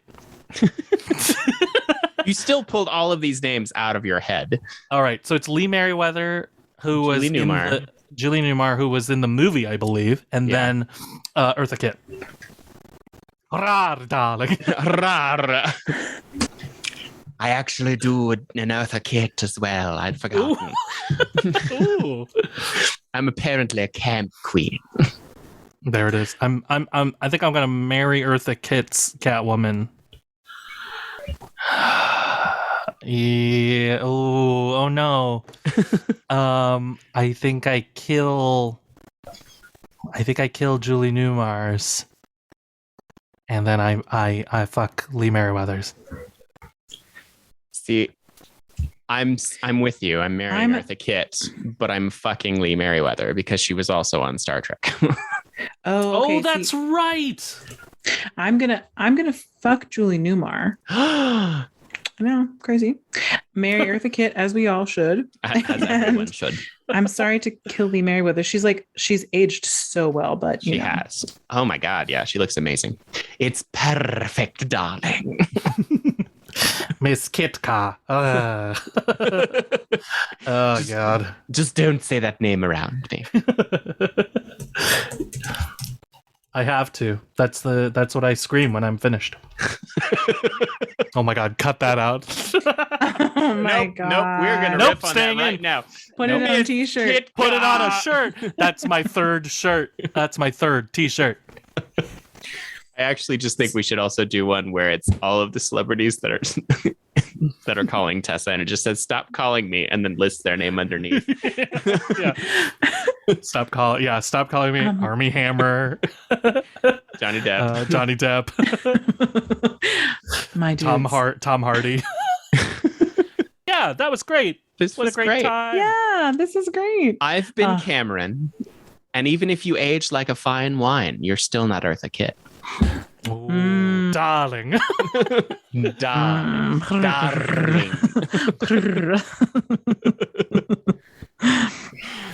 I've been Tessa Flannery, and a cat with a collar that's a cat too. And I've been David Armstrong, and let me just tell you, Tim Drake is the best Robin. There, I said it. Okay. Oh my God. Oh no! That's going out in the world. Get in the comments, everybody. Send me your hate mail. Send me your hate mail. My phone number is 555. Oh no. This was lovely.